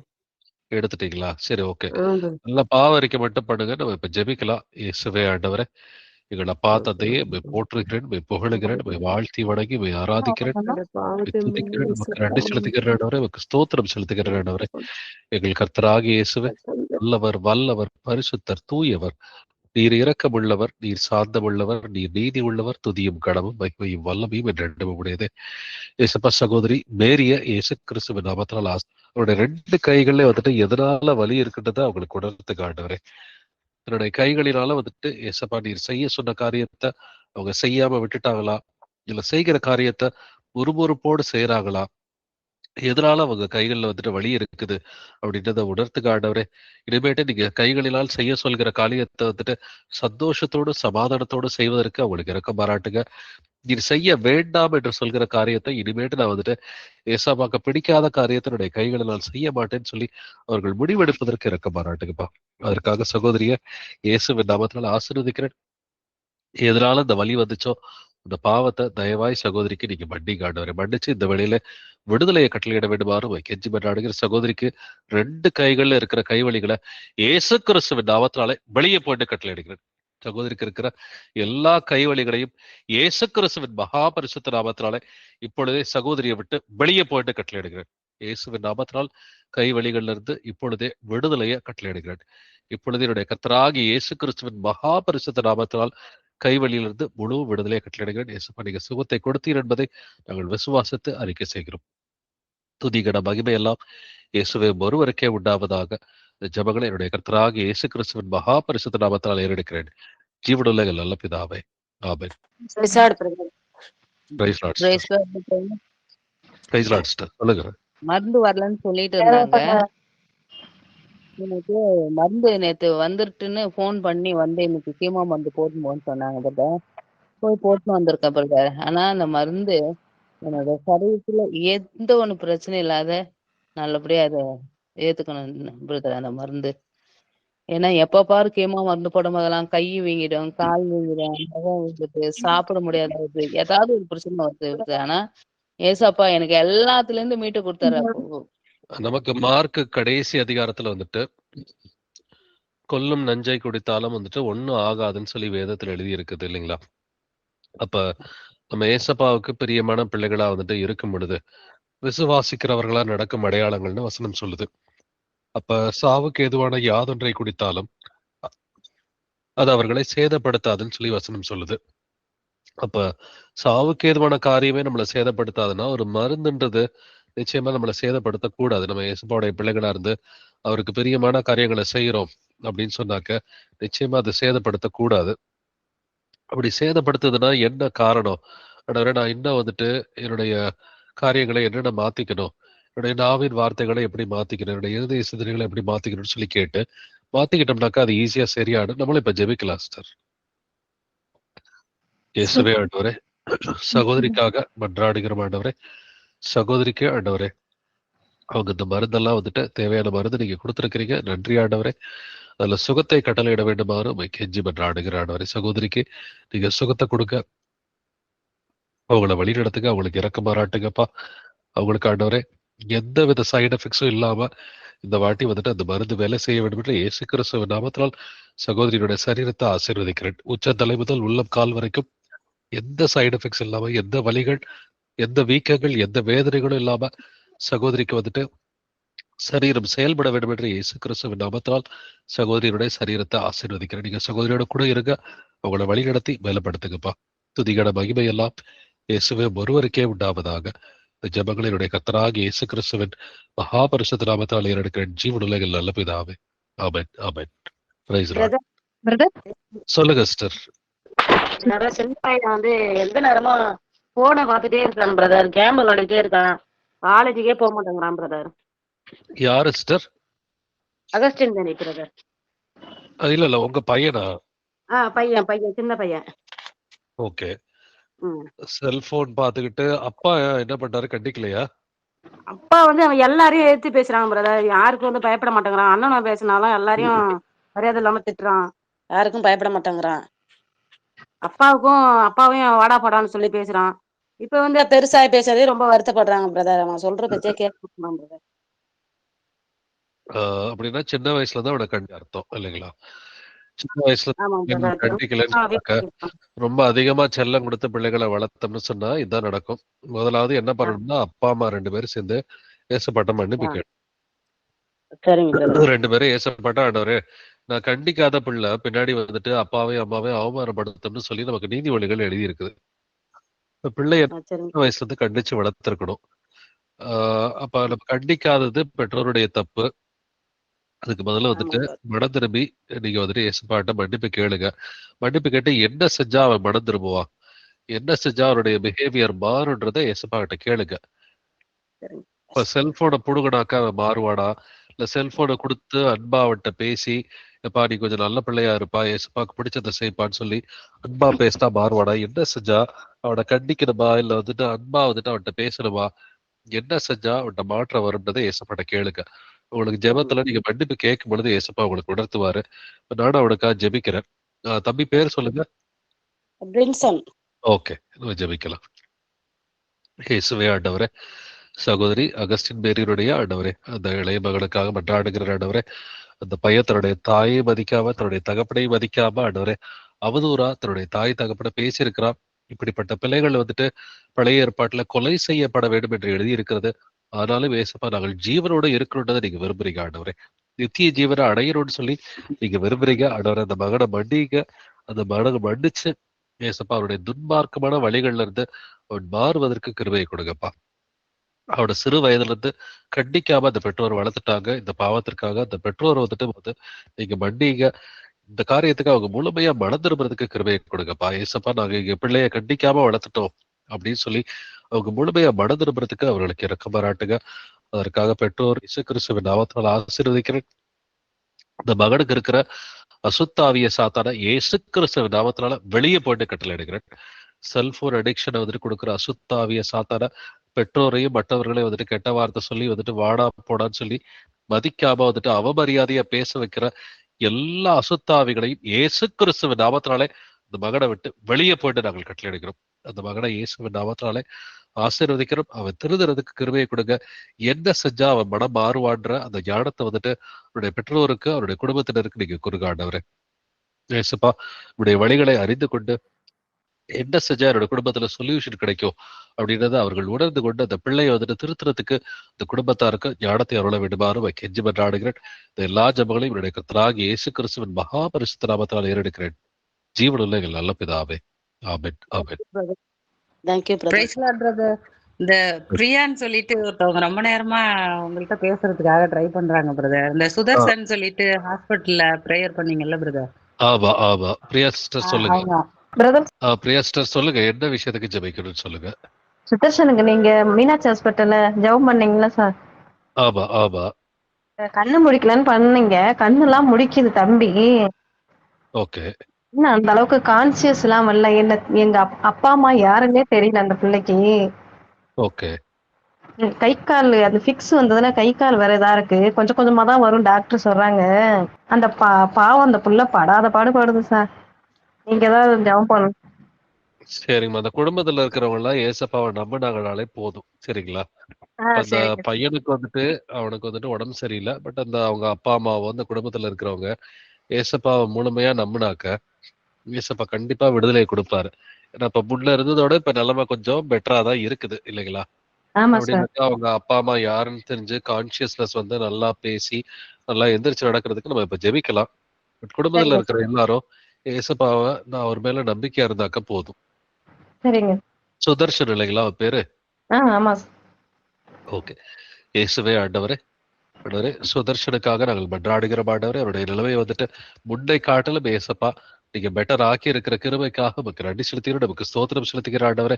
ஆண்டவரே, கண்டுபிடிக்காத பையனை நீங்க கண்டுபிடிக்க வச்சிருக்கிறீங்க. நன்றி ஆண்டவரே. ஏசப்பா அவன் முழுமையா வந்துட்டு கான்சியஸ்னஸோட இருக்கிறதுக்கு கிருபையை கொடுங்கப்பா. என்னுடைய ஆண்டவரே, பெற்றோர் யாரு, தன்னுடைய சொந்தக்காரங்க யாரு, நண்பர்கள் யாரு, இவன் வந்து நல்லா தெரிஞ்சுக்கிறதுக்கும் அவங்களை ஐடென்டிஃபை பண்றதுக்கும் அதே போல நல்லா பேசுவதற்கும் நல்லா எழுந்து நடப்பதற்கும் நீங்க கிருபை பாராட்ட வேண்டுமாறு கெஞ்சி பண்ணாடே. அதற்காக மகன் சுதர்சனா இயேசு கிறிஸ்துவின் நாமத்தினாலே ஆசீர்வதிக்கிறேன். அவருடைய தலைமையில இருக்கிற எல்லா சாபங்களையும் இயேசு கிறிஸ்துவின் நாமத்தினால இந்த வேளையில கேன்சல் பண்றப்பா. இது அவருடைய பாவங்களா இருந்தாலும் அவருடைய பெற்றோருடைய பாவங்களா இருந்தாலும் மூதாதையர்கள் மூலமா வந்திருக்கிற சாபங்களா இருந்தாலும் இயேசப்பா நீங்க மன்னிங்க ஆண்டவரே. நீர் அந்த பிள்ளையை அன்பு செய்கிறீர் என்பதை நாங்கள் விசுவாசிக்கிற ஆண்டவரே. அந்த பிள்ளையை வந்துட்டு ஆண்டவரே அந்த குடும்பத்தினரை மன்னிச்சு அந்த பிள்ளைக்கு நீங்க கிருபை பாராட்ட வேண்டுமாறு கெஞ்சி பாராடே. அதற்காக சுதர்ஷன இயேசு கிறிஸ்துவின் நாமத்தினால் ஆசீர்வதிக்கிறேன். அவனை கட்டி வைத்திருக்கிற எல்லா வலு சர்ப்பத்தின் ஆவியும் இயேசு கிறிஸ்துவின் நாமத்தினால வெளியே போயிட்டு கட்டளை எடுக்கிறேன். இனி திரும்பி வராத. சுதர்ஷனை கட்டி வைத்திருக்கிற எல்லா வலு சர்ப்பத்தின் ஆவியையும் இயேசு கிறிஸ்துவின் நாமத்தினால அவருடைய சரீரத்தை விட்டு வெளியே போயிட்டு கட்டளை எடுக்கிறேன். அவன் நல்லா கான்சியஸா இருக்க வேண்டும் என்று இயேசு கிறிஸ்துவின் நாமத்தினால சுதர்ஷனை ஆசீர்வதிக்கிறேன். நல்லா கண் பார்வை பார்ப்பதற்கும் நல்லா இருதயத்துல உணர்ந்துக்கிறதுக்கும் மூளையை நல்லா செயல்படுறதுக்கும் அவருடைய வாயு, அவருடைய நாக்கு, அவருடைய செவிகள், அவருடைய அவயவங்கள், கைகள், கால்கள், இடுப்பு எல்லாம் நல்லா செயல்படுவதற்கு அவருடைய இயேசு கிறிஸ்துவின் நாமத்தினால ஆசீர்வதிக்கிறேன். உச்சதலை முதல் உள்ளம் கால் வரைக்கும் இயேசு கிறிஸ்துவின் நாமத்தினால ஆசீர்வதிக்கிறேன். நல்லபடியா எழுந்து நடந்து ஹாஸ்பிட்டல் விட்டு டிஸ்சார்ஜ் ஆகி போறதுக்கு இறக்க பாராட்டுங்க. இந்த குடும்பம் முழுவதும் ரட்சிப்பு பாதையில நடப்பதற்கு நீங்க கிருபையை கொடுங்கப்பா. அதற்காக அவனையும் அவருடைய குடும்பத்தாரையும் இயேசு கிறிஸ்துவின் நாமத்தினால் ஆசீர்வதிக்கிறேன். துதி கன மகிமையெல்லாம் இயேசுவே ஒருவருக்கே உண்டாவதாக. இந்த ஜெபங்களை என்னுடைய கர்த்தராகிய இயேசு கிறிஸ்துவின் மகா பரிசுத்த நாமத்தால் ஏறெடுக்கிறேன். ஜீவனுள்ள எங்கள் நல்ல பிதாவே. Amen, amen. Praise Lord sister. Praise the Lord brother. Praise Lord sister. வேற யாருக்காவது சொல்லுங்க சிஸ்டர். பிரதர். அது தங்கைக்கு தங்க வந்து தங்கையும் தம்பியும் அங்கே தாம்பரம் தாண்டி இருக்காங்கன்னு சொல்லியிருக்கேன் உங்கள்கிட்ட. ஏற்கனவே அவளுக்காக நிறைய வாட்டி ஜெபிச்சிருக்கீங்க. அந்த ஈவில் ஸ்பிரிட்டு அந்த ஒரு இதில் அவள் கட்டில் இருக்கிறா. அவள் வந்து எது சொன்னாலும் அவங்க அக்செப்ட் பண்ணிக்கல. அப்போ நானும் வந்து சரி. எவ்வளோ அவங்களுக்கு நான் ப்ரேயர்லாம் ரொம்ப அடிக்கடி சொல்லலை. ஏன்னா அவங்க ஆண்டவரே ஏற்றுக்கலன்னா நம்ம என்ன பண்ணுறதுன்னு சொல்லிட்டு அப்படியே நானும் தனி ஜெபத்திலே வச்சுட்டே இருந்தேன். சரிங்க சிஸ்டர். அப்புறம் நம்ம ஆனந்த் பிரதரையும் தாமஸ் பிரதரும் ஒரு வாட்டி வர சொல்றதுக்காக தம்பியை கேட்டேன். அதுவும் கேட்டப்பையும் அவன் வந்து சரின்னு ஒத்துக்கிட்டான். அதுக்கப்புறம் அக்செப்ட் பண்ணிக்கல.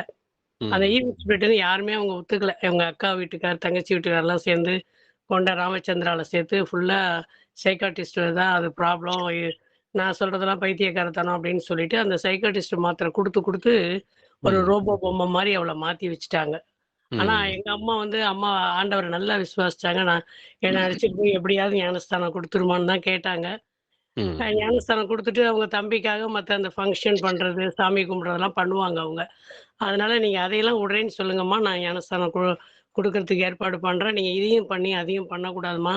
நீ மத்தவங்களுக்கு பயந்து பண்ணினா எப்படிம்மா அப்படின்னு சொல்லி இது பண்ணிட்டு இருந்தேன். ம். ம். அவங்களுக்கு அது ஈவில் ஸ்பிரிட்ன்னு அம்மாவுக்கு நல்லா தெரியும். ஆனா ம். அதோட பாதிப்போ என்னன்னே தெரியல. அம்மா போன வருஷமே அம்மா இறந்துட்டாங்க. லாஸ்ட் இயர் ஜனவரி மாசம் இறந்தாங்க. அதுக்கப்புறமும் போய் நான் அவள்ட்ட எவ்வளவோ சொல்லி பார்த்தேன். அவங்க எதுவுமே ஏத்துக்கல. அந்த பிரம்மா குமாரிஸ் அந்த இது அது இதுன்னு சொல்லி அதிலேயே இருந்தா. இப்ப பொம்மை மாரி இருப்பா. ரோபோ பொம்மை மாரி வான்னா வா, ம். போனா போ அப்படி ஒரு இதுல ஆயிட்டா. ம். ஆனாலும் தம்பியும் வந்து ரொம்ப கடினமா அந்த மூப்பர்லாம் வர சொல்றப்ப அவன் ஒத்துக்கல. அப்புறம் ம். என்னன்னா, இப்போ வந்து பிரதர் நீங்க வந்து சென்னைக்கு வரப்போறீங்கன்னு நீங்க சொன்னதுக்கப்புறம் எனக்கு ஏசப்பாட்ட ஏசப்பா இந்த 2 ஆத்துமாவும் இப்படி வீணா போகுது ஆண்டவரே! நான் எவ்வளவோ காலமா உங்கள்ட்ட பாதத்துல வச்சோம். அவங்க ஏத்துக்காத அளவுக்கு இருக்கிறாங்களே! நான் என்ன பண்ணுவேன் ஆண்டவரே! ஆனாலும் உங்க மேல இரக்கமா இருங்க. நான் அந்த வாட்டி தம்பிய கேட்கிறேன். அவன் ஒத்துக்கிட்டானா பிரதர் வர சொல்லலாம் அப்படின்னு இருதயத்துல இருந்தது. அப்புறம் தம்பிக்கு ஃபோன் பண்ணி கேட்டேன். தம்பி இது மாரி வராங்க பிரதர் வராங்க திருச்சியிலேருந்து. அவங்க வந்து சாந்தத்தோட தான் பேசுவாங்க. நீ முதல்ல என்ன சொல்றாங்கன்னு கொஞ்சம் பொறுமையா கேளேன் அப்படின்னேன். சரி வரட்டும் அப்படின்னு சொன்னான். அந்த மாரி அவங்க இதுவரைக்கும் சொன்னதில்ல. சரி ஏசப்பா சித்தமா இருந்தா, அவங்க வார்த்தைய கேட்கட்டும் அப்படின்னு சொல்லிட்டு நான் அமைதியா விட்டுட்டேன். அதுக்கப்புறம் தங்க ஃபோன் பண்ணி, "என்னாச்சு? ஏன் வராங்க? என்ன வராங்க?" அப்படின்னா, நான் சொன்னேன், "இவ்வளோ காலமா +2லயே அவ ஜனங்களுக்கு சேவை பண்ணணும்னு சொல்லி கல்யாணமே பண்ணிக்காம இருந்து, கடைசியில இந்த பிரம்மகுமாரிஸ்ன்னு அப்படி இப்படின்னு போயிட்டா." நான் சொன்னேன், "இதுவரைக்கும் நன்மை யாருக்காவது ஒருத்தர் செய்யணும்னு நினைச்சியே, உன்னால முடியுதாம்மா? இப்படி இருந்துட்டு ஏம்மா இப்படி இருக்க? அதனால உன்னை யாரும் ஏதாவது என்ன மாத்திருவாங்களான்னா, அதெல்லாம் உன்ன ஒண்ணும் மாத்த மாட்டாங்க. முதல்ல என்ன சொல்றாங்கன்னு வார்த்தைய கேளும்மா. அப்பதான் உனக்கு என்ன உண்மை, எதுன்னு தெரியும். மத்தபடி உன்னை ஒண்ணும் பிரச்சனை இல்லம்மா" அப்படின்னு. "ம், ம். சரி, சரி" அப்படின்ட்டு அமைதியா விட்டுட்டாங்க பிரதர். அதனால சரி. ஏசப்பாவோட கிருபை, அப்பா வந்து இரக்கமா இருந்து அந்த ஆத்துமா வந்து வீணா போகாமபடி, அப்பா இரக்கமா அவங்க மேல கிருபையா இருக்கணும். அதுக்காக தான் பிரேயர் பண்ணீங்க பிரதர். கண்டிப்பா, கண்டிப்பா சிஸ்டர். ஜெபிக்கலாம் சிஸ்டர். ம். இயேசுவே ஆண்டவரே, எங்கள் அப்பா தந்தையே, உம்மை போற்றுகிறேன், உம்மை புகழுகிறேன், உம்மை வாழ்த்தி வணங்கி உம்மை ஆராதிக்கிறேன், உம்மை துதிக்கிறேன், உமக்கு நன்றி செலுத்துகிறேன், உமக்கு ஸ்தோத்திரம் செலுத்துகிறேன் ஆண்டவரே. இயேசுப்பா இந்த வேளையிலே ஆண்டவரே, சகோதரி ஜெயத்தினுடைய அவங்களுடைய தம்பி, தங்கைக்காக, அவங்களுடைய குடும்பத்தினருக்காக மன்றாடுகிறேன் ஆண்டவரே. அவர்களுக்குள்ளார இருக்கிற அசுத்தாவிகளை இயேசப்பா உங்களால மட்டும்தான் விரட்ட முடியும். இயேசப்பா நீர் பெரியவர், நீர் நல்லவர், நீர் நீதிபரர் ஆண்டவரே. இந்த நிலைமையில அவங்க இருந்தாலும் இயேசப்பா நீர் நீதிபரரா இருந்து இந்த நிலைமையை நீங்க அனுமதிச்சிருக்கிறீங்க. அவங்க ஒரு ரோபோ போல இருக்கிறாங்கன்னு சொல்லி சகோதரி சொன்னாங்க. இயேசப்பா நீர் நீதிபரரா இருந்து இந்த நிலைமையை நீங்க அனுமதிச்சிருக்கிறீங்க ஆண்டவரே. அவங்க முதலாவது மனதிரும்புறதுக்கு கிருபையை கொடுங்க. அவங்க 2 பேரையும் மனதிரும்ப விடாம, அவங்களை இயேசு கிறிஸ்துவை அறிந்து கொள்ள விடாம வந்து தடுக்கிற எல்லா அசுத்தாவிகளையும் சாத்தான்களையும் இயேசு கிறிஸ்துவின் நாமத்தினாலே கடிந்து அப்புறப்படுத்துகிறோம் ஆண்டவரே. சகோதரியுடைய தம்பி, தங்கை, அவருடைய குடும்பத்தினர் வந்துட்டு மனம் திரும்ப விடாம அவர்களை தடுக்கிற எல்லா அசுத்தாவிகளையும் சாத்தான்களையும் இயேசு கிறிஸ்துவின் நாமத்தினாலே கடிந்து நாங்கள் நிர்மூலமாக்குகிறோம் ஆண்டவரே. ஏசப்பா தடைகளை உடைக்கிறவர் நமக்கு முன்பாக நடந்து செல்கிறார் என்று வேதம் சொல்கிறது. ஏசப்பா தடைகளை உடைக்கிற தேவன், ஏசப்பா நீர் எங்களுக்கு முன்பே நடந்து செல்கிறீர் என்பதை நாங்கள் விசுவாசித்து அறிக்கை செய்கிறோம். நீங்க எங்களோட கூட இருங்க. ஒவ்வொருத்தருக்கும் ஞானத்தை கொடுங்க. அங்க என்ன பேசணுன்ற ஞானத்தை வந்துட்டு எங்களுக்கு கொடுங்க.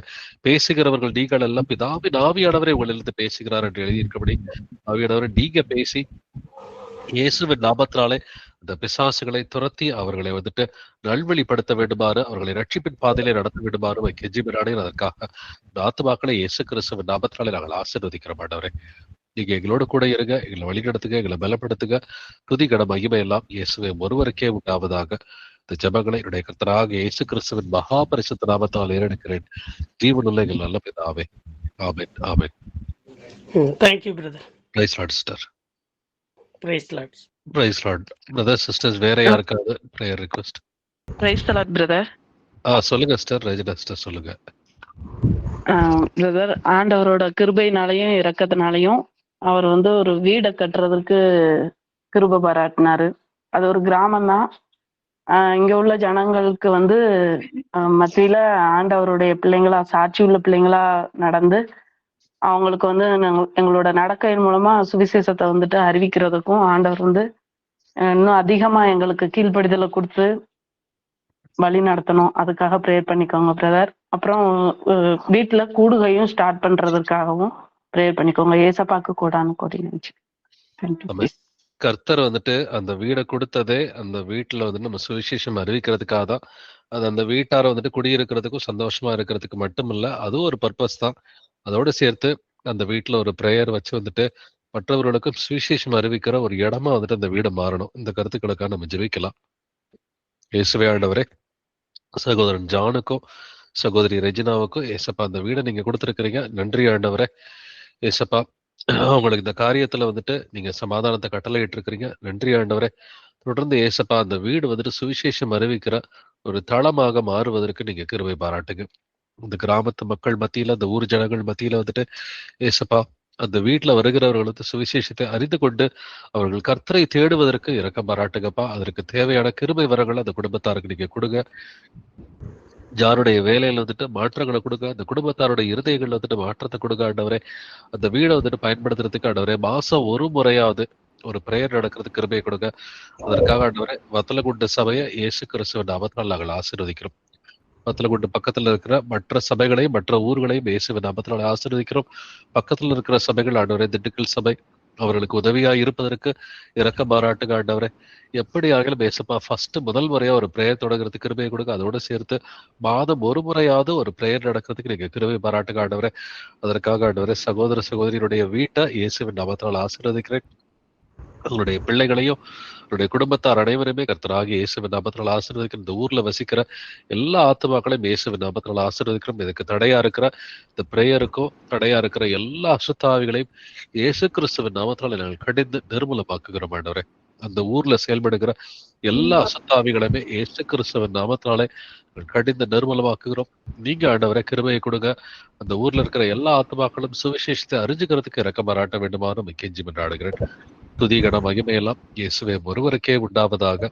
இந்த ஜெபங்களை என்னுடைய கர்த்தராக இயேசு கிறிஸ்துவின் மகா பரிசுத்த நாமத்தால் ஏறெடுக்கிறேன். ஜீவனுள்ள எங்கள் நல்ல பிதாவே. ஆமென், ஆமென். ஆமென். பிரதர் சிஸ்டர்ஸ் வேற யாருக்காவது பிரேயர் ரிக்வெஸ்ட் இருக்குங்களா அல்லது சாட்சி? சொல்லுங்க சிஸ்டர். சொல்லுங்க சிஸ்டர். பாஸ்டர், நான் வந்து திருநெல்வேலியில மருதகுளத்துல இருந்து பேசுறேன். ஓகே. நான் வந்து ஸ்டாஃப் நர்ஸ் பார்த்துக்கிறேங்க. ஓகே. 3 மாசமா வேலைக்கு போகல பாஸ்டர். எனக்கு இந்த ஸ்ட்ரோக் மாதிரி வந்துட்டு லெஃப்ட் சைடில். ஓகே. அது வந்து ஒரு போராட்டம் மாதிரி தான் இருக்கு பார்த்துக்கிறேங்க. ரொம்ப பெயினாக இருக்குது. பேக்கெல்லாம் பயங்கர பெயினாக இருக்குது.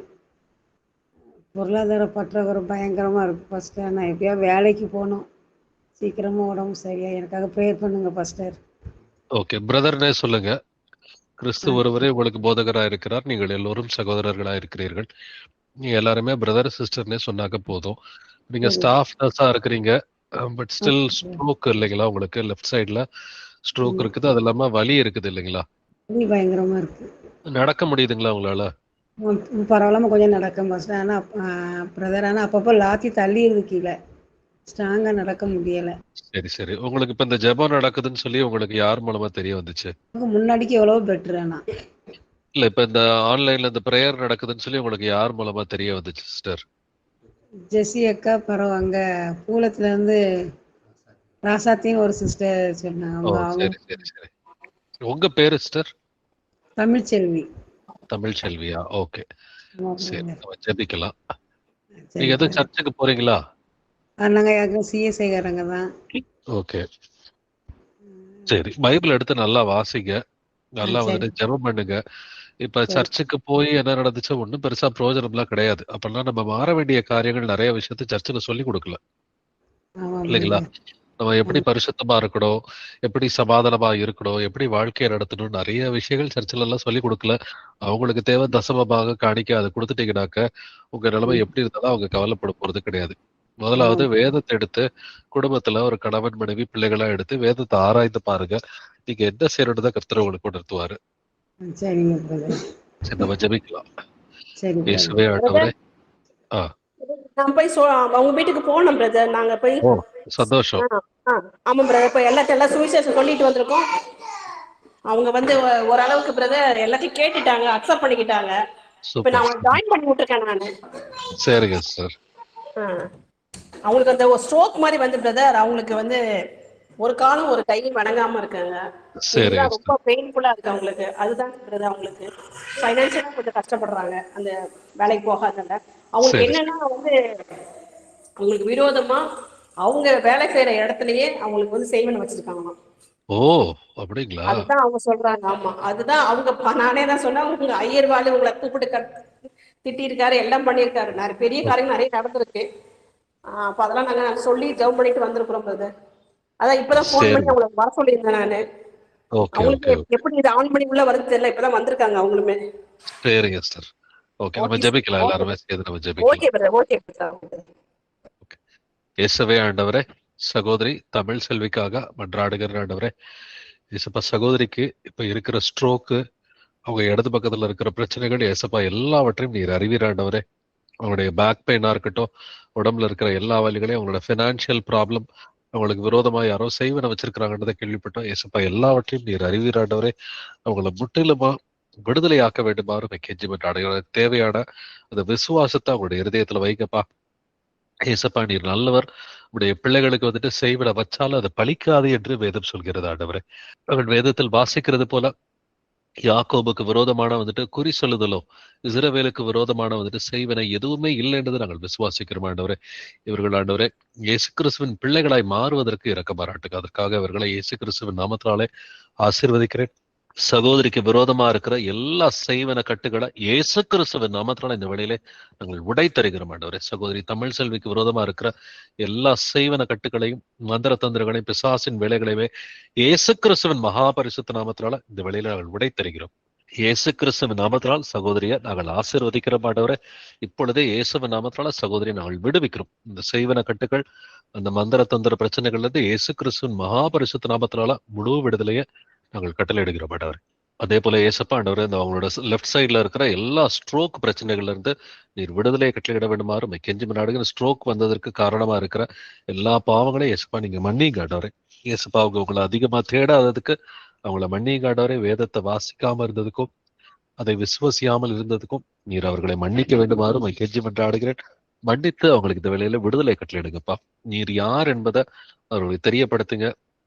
நம்ம இதுவரைக்கும் நம்ம வாழ்க்கையில வந்துட்டு வேதத்தை வாசிக்காம ஏனோ தானோன்னு சொல்லி வாழ்க்கையை வந்துட்டு கர்த்தரை தேடாம இருந்திருக்கிறோம். இது பெரிய தவறுன்றது அவர்கள் உணர்ந்து இனிமேட்டாவது வந்துட்டு வேதத்தை பிரியத்தோடு எடுத்து வாசிக்கிறதுக்கு கிருபை கொடுங்கப்பா.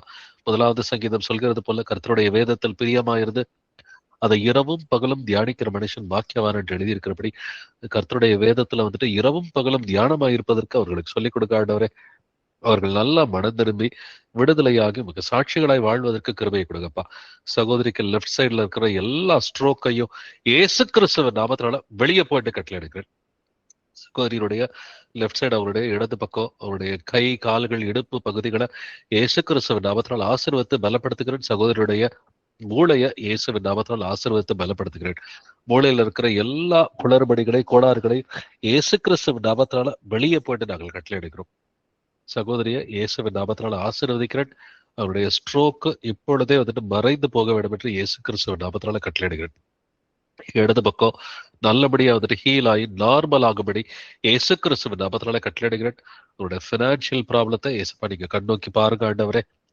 மத்தேயு 6:33 சொல்றது போல முதலாவது தேவனுடைய ராஜ்யத்தையும் அவருடைய நீதியும் தேடுங்கள், அப்பொழுது இவைகள் எல்லாம் உங்களுக்கு கூட கொடுக்கப்படும் என்று வேதம் சொல்கிறபடி இயேசுப்பா முதலாவது உண்மை தேடுவதற்கு கிருபை கொடுங்கப்பா. அதன் மூலமா வந்துட்டு ஏசப்பா அவர்கள் விடுதலை அடைகிறதுக்கு கிருபை பாராட்டுங்க. இந்த ஃபினான்ஷியல் ப்ராப்ளம் இருந்து உண்மை தேடுவதன் மூலமா விடுதலை ஆகிறதுக்கு இறக்க பாராட்டுங்கப்பா.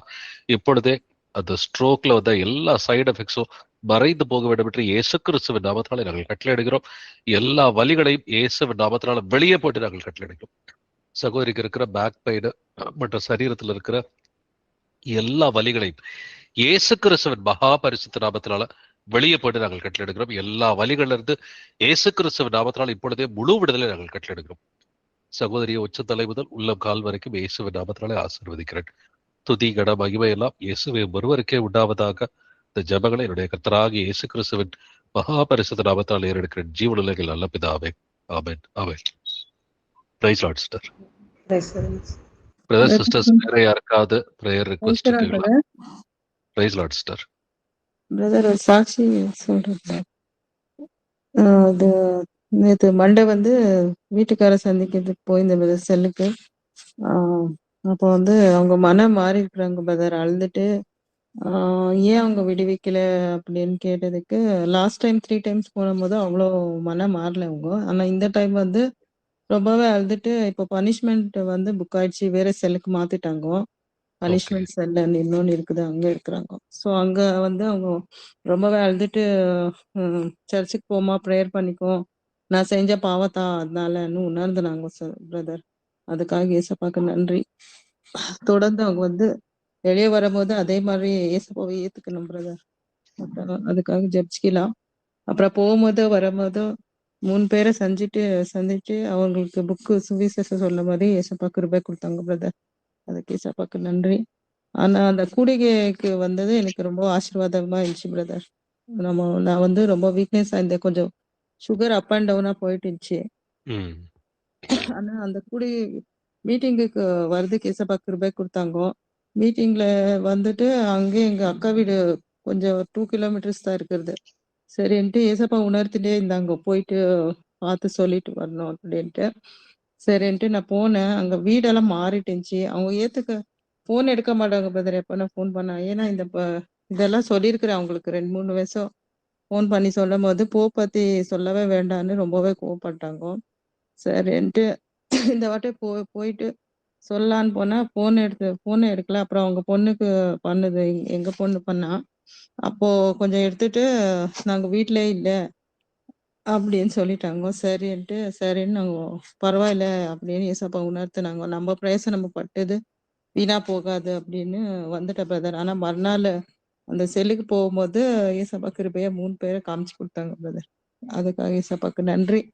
அப்புறம் அந்த ஒரு சருப்பு கேட்டுதாங்க வீட்டுக்காரர். அதுக்கும் எனக்கு பணம் இல்லாத இருந்துச்சு. அதுக்கும் ஏசப்பா அற்புதம் செய்தாங்க. எங்க சின்ன பொண்ணு அது என்ன இன்டர்ன்ஷிப் பண்ணி அந்த பணம் வந்துட்டு இருந்துச்சு. ஸோ அது கொடுத்து அந்த ஆப்பிளோ ஒரு சர்ப்பை கொடுக்கறதுக்கு ஏதோ பிரைப் ஏதோ அங்க வாங்கல பிரதர். கொடுக்கறபடி ஏசப்பா கிருபை கொடுத்தாங்க. சீக்கிரமா பாக்குறதுக்கோ எல்லாத்துக்கும் ஏசப்பா கிருபை கொடுத்தாங்க சிஸ்டர் பிரதர். அதுக்காக ஏசப்பாக்கு நன்றி. தொடர்ந்து அவங்க வந்து எங்க கூட சேர்ந்து அமைதியா வாழணும் பிரதர். ஏசப்பாவை ஏத்துக்கணும். அதுக்காகத்தான் இவ்வளோ பிரயாசம் எல்லாம் பண்ணிட்டு இருக்கிறாங்க ஏசப்பா அப்படின்னு நான் நினைக்கிறேன் பிரதர். ஏசப்பாக்கு நன்றி. தொடர்ந்து அவங்க வந்து ஏசப்பாவை ஏத்துக்கணும். அதுக்காக ஜபிச்சுக்கலாம். அப்புறம் எனக்கு வந்து கொஞ்சம் பல்லு வலி இருக்கு பிரதர். அது நாளைக்கு ஹாஸ்பிட்டலுக்கு போகலாம் அப்படின்னு 1 year ஆயிடுச்சு. அது 2 பல்லு போயிட்டு இருக்கு அப்படின்னு சொல்லியிருந்தாங்க. எந்த பிரச்சனையும் இருக்குல்ல. ஆனா இப்போ கொஞ்சம் வலி ஜாஸ்தியா போயிட்டு இருக்கு பிரதர். அது எடுக்கணுமோ எனக்கு தெரியல. ஸோ அதுக்காக கொஞ்சம் ப்ரே பண்ணிக்கோங்க பிரதர். எனக்காக அவருக்குள்ளார மனமாற்றம் இருக்குதுன்றது கொஞ்சம் சந்தோஷமான விஷயம்தான். இந்த மனமாற்றம் அவருக்குள்ளார வந்து கடைசி வரைக்கும் நிலைச்சிருக்கணும். ஏதோ வந்துட்டு இப்ப இன்னைக்கு துக்கமா இருக்குது, கஷ்டமா இருக்குன்னு சொல்லி ஒரு செல்ஃப் பிட்டி மாதிரி இல்லாம வந்துட்டு இது உண்மையிலே ஏசப்பாவுக்கு விரோதமா நான் பாவம் பண்ணிட்டேன்னு சொல்லி உண்மையான ஒரு மனமாற்றமா இருந்து அவர் மனம் திரும்புறதுக்கு நம்ம ஜெபிக்கலாம். இயேசுவே ஆண்டவரே, சகோதரி ஆண்டவரே, ஜான்சிக்காக மன்றாடுகிறேன் ஆண்டவரே. ஆண்டவரே அவங்க வீட்டுல ஆண்டவரே சகோதரன் அவர் ஆண்டவரே இருக்கிற ஜெயில் செல்ல இருந்து ஏசப்பா நீர் விடுவிக்கிறதுக்கு நீர் வல்லவராக இருக்கிறீர் ஆண்டவரே. ஆனாலும் ஏசப்பா அவர் இப்பதான் கொஞ்சம் கொஞ்சமா தான் செய்ததெல்லாம் வந்துட்டு தவறுன்றதை வந்துட்டு உணர்றாரு. அவர் தன்னுடைய தவறுகளை உணர்ந்து மனம் மாறுவதற்கு கிருபை கொடுங்கப்பா. செல்ஃப் பிட்டினால வந்துட்டு ஏசப்பா வருத்தப்பட்டுக்கிட்டு வந்துட்டு இல்லாம உண்மையிலே என்னுடைய பாவத்தினாலதான் இதெல்லாம் நடந்திருக்குது. ஏசப்பாவுக்கு விரோதமாக பாவம் செஞ்சிருக்கிறேன்றதை வந்துட்டு அவர் ஆண்டவரே முழுமையா உணர்வதற்கு கிருபையை கொடுங்க. அதற்காக சகோதரனா இயேசு கிறிஸ்துவின் நாமத்தினால் ஆசீர்வதிக்கிறேன். அவர் கம்ப்ளீட்டா மனம் திரும்பி வேதத்தை வாசிக்கிறதுக்கு கிருபையை கொடுங்க. இப்ப அவருக்கு நிறைய டைம் இருக்குது. பைபிள் எடுத்து வாசிக்கிறதுக்கு கிருபையை கொடுங்க ஆண்டவரே. பைபிள் எடுத்து வாசிச்சு அதன்படி ஆண்டவரே முழுமையா மனம் திரும்பி விசுவாசத்துக்குள்ளார வளர்வதற்கு கிருபை பாராட்டுங்க. சீக்கிரமா அவர் வந்துட்டு ஆண்டவரே விடுதலையாகி வந்து மனம் திரும்புதலோடு ஞானஸ்நானம் எடுப்பதற்கு கிருபை பாராட்டுங்கப்பா. என்னுடைய ஆண்டவரே மனைவி கிட்டையும் பிள்ளைகள்கிட்டையும் ஒப்புரவாகிறதுக்கு கிருபையை கொடுங்க. யார் யாருக்கிட்ட சமாதானம் இல்லாம இருக்கிறாரோ எல்லாரோட ஒப்புரவாகிறதுக்கு கிருபை பாராட்டுங்கப்பா. அதே போல ஆண்டவரே சகோதரிக்கு இருக்கிற அந்த பல்லு வலிய ஏசப்பா நீங்க வந்துட்டு சுகமாக்க வேண்டுமாறு கெஞ்சி மன்றாடுகிறேன். அதற்கு ஏதாவது சகோதரி மனம் திரும்ப வேண்டிய காரியங்கள் இருந்துச்சுன்னா அதையும் நீங்க வெளிப்படுத்துங்க ஆண்டவரே. எந்த காரியத்துக்கு மனம் திரும்பணுமோ மனம் திரும்பி பல்லு வலியிலிருந்து விடுதலை ஆகிறதுக்கு கிருபையை கொடுங்கப்பா. சகோதரிக்கு இருக்கிற எல்லா பல்லு வலியும் இயேசு கிறிஸ்துவ நாமத்தினால வெளியே போயிட்டு கட்டளை எடுக்கிறேன். சகோதரிக்கு இருக்கிற எல்லா பல்லு வலிகளையும் அந்த டூத் சென்சிட்டிவிட்டியை வந்துட்டு இயேசு கிறிஸ்துவின் நாமத்தினால வெளியே போயிட்டு கட்டளை எடுக்கிறேன். இயேசுவின் நாமத்தினால் சகோதரியை ஆசீர்வதிக்கிறேன். பல்லு வெளியிலிருந்து இயேசு கிறிஸ்துவின் மகா பரிசுத்த நாமத்தினால் முழு விடுதலையை கட்டளையிடுகிறேன். சகோதரியை இயேசுவின் நாமத்தினால் ஆசீர்வதிக்கிறேன். குடும்பத்துல பிள்ளைகளை இயேசு கிறிஸ்துவின் நாமத்தினால் நாங்கள் ஆசீர்வதிக்கிறோம். அவர்களை இயேசுவின் நாமத்தினாலே பாதுகாக்கிறோம் ஆண்டவரே. நீங்க குடும்பத்தோட கூட இருங்க. உங்க ரட்சிப்பின் பாதையில நடப்பதற்கு கிருபை கொடுங்கப்பா. துதிகன மகிமையெல்லாம் இயேசுவை ஒருவருக்கே உண்டாவதாக இந்த ஜெபங்களினுடைய கர்த்தராகிய இயேசு கிறிஸ்துவின் மகா பரிசுத்த நாமத்தால் ஏறெடுக்கிறேன். ஜீவனுள்ள எங்கள் நல்ல பிதாவே. Amen, amen. Amen. Praise Lord, sister. Praise the Lord, brother. Thank you, Jesus. Brother sisters வேற யாருக்காவது ப்ரேயர் ரிக்வெஸ்ட் இருக்குங்களா அல்லது சாட்சிகள் இருக்குங்களா? பேசலாம் பிரதர். புனிதா பேசுறேன் பிரதர். ஜெபம் பண்ணும் பிரதர். எனக்கு சொல்லுங்க கொஞ்சம் sister. வயிறு வலி பிரதர். எனக்கு நேற்று டாக்டர்கிட்ட போனேன். அவங்க அல்ட்ராசவுண்டு ஸ்கேன் எடுக்கணும்னாங்க. நான் அடுத்த டைம் எடுத்துக்கிறேன்னு சொல்லிட்டு டேப்லெட் மட்டும் கொடுங்க அப்படின்னு சொல்லி வந்தேன் பிரதர். அது சாப்பிட்டும் ஒன்றும் சரியாகல பிரதர். அவர் மனுஷன் தானே பிரதர், தேவன் கிடையாது இல்லைங்களா? மருத்துவருக்கெல்லாம் மருத்துவராக இருந்து உதவி செய்கிற தேவன் நம்ம அப்பா இருக்கிறாரு. அதை நான் விசுவசிக்கிறேன் பிரதர். எனக்கு ரொம்ப வயிறு வலி பிரதர். வயிறு வேற பெரட்டுது பிரதர். பழையபடி அல்சர் ட்ரபிள் மாதிரி தெரியுது பிரதர். ரொம்ப வயிறு வலிக்குது பிரதர். எனக்காக ஜெபம் பண்ணிங்க பிரதர். சரி sister, நம்ம ஜெபிக்கலாம். பட் முதல் காரியமா வந்துட்டு உங்க வீட்டுல வந்துட்டு இப்ப நீங்க கணவன் மனைவி ஒரே ஒரு பையன் தான் வந்துட்டு இருக்கிறான் இல்லைங்களா? ஆமா இப்ப பிரதர். ஒரே ஒரு பிள்ளைன்றப்ப அதிகமா செல்லம் கொடுத்துதான் வளர்த்துருப்பீங்க இல்லைங்களா? பிரதர். முதல் காரியம் பிள்ளைங்க தப்பு பண்ணா தப்புன்னு சொல்லி கடிஞ்சுக்கணும். ஆமா அதுதான் பிரதர். ஏசப்பாவுக்கு வந்துட்டு பிடிக்கும். பிள்ளைங்களுடைய தவற கண்டு காணாம இருக்கிறதோ இல்ல பிள்ளைங்களுடைய தவற வந்துட்டு பெருசா ஆக்காம வந்துட்டு இப்ப அது பெரிய தப்பு பண்ணா பெரிய தப்புக்கு எப்படி கண்டிக்கணுமோ அப்படிதான் கண்டிக்கணும். அதனால பிள்ளைங்க வந்துட்டு தப்பு பண்ணாங்கன்னா அதை ஸ்ட்ராங்கா கண்டிச்சு நீ மனம் திரும்புன்னு சொல்லி சொல்லணும். வேதம் அப்படிதான் நமக்கு சொல்லி கொடுக்குது. ஆமா சின்ன பிரதர். தவறுக்கு சின்ன கண்டிப்பு, பெரிய தவறுக்கு பெரிய கண்டிப்பு தான். இல்ல ஏன் பிள்ளை ஒத்த பிள்ளை நான் வச்சிருக்கிறேன் அப்படின்னு சொல்லிட்டு நம்ம இருந்தோம்னு சொன்னாக்க கர்த்தர் இந்த மாதிரி கண்டிக்காத பெற்றோருக்கு வந்துட்டு பிரச்சனைகளை அனுமதிப்பாரு. அதனால அதுல ஜாக்கிரதையா இருங்க. ஏன்னா இப்ப ஏலி வந்துட்டு இப்படிதான் பிள்ளைகளை கண்டிக்காம விட்டான். கர்த்தர் கடைசியில ஏலியை தான் வந்துட்டு கண்டிச்சாரு இல்லைங்களா? ஆமா பிரதர். இப்ப அதே மாதிரி நம்ம குடும்பம் ஆயிடக்கூடாது. பிள்ளைகளை நம்ம கண்டு காணாம இருந்தா அவங்க பெரிய தவறுகள் பண்ணும் பொழுது வந்துட்டு நம்ம கண்டு காணாம இருந்தாக்க கர்த்தர் யார கேள்வி கேட்பாருன்னா பெற்றோர் தான் கேள்வி கேட்பாரு. ஏன்னா உங்களுக்கு சத்தியம் தெரியும். தெரியும் பிள்ளைங்க தப்பு பண்ணா கண்டிச்சு மனம் திரும்புதலுக்கு என்ன வழியோ அதை வந்துட்டு பையனுக்கு சொல்லி கொடுங்க. சரிங்களா? சரிங்க. ஜெபிக்கலாம். இயேசுவே ஆண்டவரே, எங்களை பார்த்ததையே போற்றுகிறேன், புகழுகிறேன், வாழ்த்தி வணங்கி ஆராதிக்கிறேன், துதிக்கிறேன், நமக்கு நன்றி செலுத்துகிறேன், நமக்கு ஸ்தோத்திரம் செலுத்துகிறேன். ஆண்டவரே எங்கள் கர்த்தராகிய இயேசுவே, சகோதரி இந்த வழியில ஆசீர்வதிக்கிறேன். நீங்க சகோதரியை வழி நடத்துக்க. அவங்களுக்கு இருக்கிற எல்லா வயிற்று வழியிலிருந்து விடுதலை கட்டளையிட வேண்டுமாறு கெஞ்சி மன்றாடுகிறேன். ஆண்டவரே சகோதரிக்கு நீங்க கிருபை பாராட்டுங்க. ஏசப்பா அவங்க என்னுடைய பிள்ளைய வந்துட்டு ஆண்டவரே நல்லா கண்டிக்கிறதுக்கு கிருபை கொடுங்க. வசனத்தின்படி கடிந்து கொண்டு ஆண்டவரை சிட்சித்து கண்டிப்பதற்கு நீங்க கிருபை பாராட்டுங்க. கர்த்தருக்குரிய போதனையிலும் சிட்சையிலும் வந்துட்டு தன்னுடைய பிள்ளையை வளர்க்கறதுக்கு இறக்க பாராட்டுங்க. அதற்காக சகோதரி இயேசு கிறிஸ்துவின் நாமத்தினாலே ஆசீர்வதிக்கிறேன். ஆண்டவரே அவங்க கணவரோட சேர்ந்து அவங்க பிள்ளைகிட்ட உட்காந்து பைபிள் ஸ்டடி பண்ணி அவனுடைய தவறுகளை அவனுக்கு எடுத்து காமிச்சு வந்துட்டு அதுல இருந்து முழுமையா வந்துட்டு மனம் திரும்புறது எப்படி ஏசப்பா கிட்ட போய் மன்னிப்பு கேட்கணும், எப்படி மனம் திரும்புறதை வந்துட்டு பிள்ளைக்கு சொல்லி கொடுக்கறதுக்கு நீங்க கிருபை பாராட்டுங்கப்பா. அதற்காக ஆண்டவரே அந்த குடும்பத்தை இயேசு கிறிஸ்துவ நாமத்தினாலே ஆசீர்வதிக்கிறேன். நீங்க அவங்கள வழி நடத்துங்க, அவங்களுக்கு இறக்கம் பாராட்டுங்க. ஆண்டவரே ஏசப்பா இந்த வழியில சகோதரியை சுகமாக்க வேண்டுமாறு கெஞ்சி மன்றாடுகிறேன். அவங்களுக்கு இருக்கிற எல்லா வயிற்று வலிகளையும், வயிற்றில் இருக்கிற எல்லா ப்ராப்ளம்ஸையும் இயேசு கிறிஸ்துவின் நாமத்தினால வெளியே போயிட்டு கட்டளையிடுகிறேன். சகோதரிக்கு இருக்கிற எல்லா வயிற்று வலிகளையும், வயிற்றில் இருக்கிற எல்லா பலவீனங்களையும் இயேசு கிறிஸ்துவின் நாமத்தினால வெளியே போயிட்டு கட்டளையிடுகிறேன். சகோதரியை இயேசுவின் நாமத்தினால ஆசீர்வதிக்கிறேன். அவங்களுக்கு வயிற்றில் இருக்கிற உபத்திரவங்கள், பிரச்சனைகள், உபாதைகள்ல இருந்து, பலவீனங்கள்ல இருந்து இயேசு கிறிஸ்துவின் நாமத்தினால முழு விடுதலை கட்டளையிடுகிறேன். சகோதரிக்கு வயிற்றில் இருக்கிற எல்லா பலவீனங்கள்ல இருந்து இயேசு கிறிஸ்துவின் நாமத்தினாலே முழு விடுதலை கட்டளையிடுங்க. நீங்க சகோதரியோட கூட இருங்க, அவங்கள வழி நடத்துங்க. குடும்பத்தோட இயேசுப்பா அவர்கள் விசுவாசமா இருப்பதற்கு கிருபை பாராட்டுங்க ஆண்டவரே. துதி கன மகிமை எல்லாம் இயேசுவே ஒருவருக்கே உண்டாவதாக. இந்த ஜெபங்களை என்னுடைய கர்த்தராகிய இயேசு கிறிஸ்துவின் மகா பரிசுத்த நாமத்தினாலே ஏறெடுக்கிறேன். ஜீவனுள்ள எங்கள் நல்ல பிதாவே. Amen, amen. Praise Lord, brother. Thank you, brother. Thank you, Jesus. Brother sisters, வேற யாருக்காவது ப்ரேயர் ரெக்வெஸ்ட் இருக்குங்களா? அது சாட்சிகள் இருக்குங்களா? ஓகே, இதுக்கு மேல எதுவும் ப்ரேயர் ரெக்வெஸ்ட் இதோட பைபிள் ஸ்டடியை நிறைவு செஞ்சுக்கலாம். Thank you brothers and sisters. Praise Lord Jesus.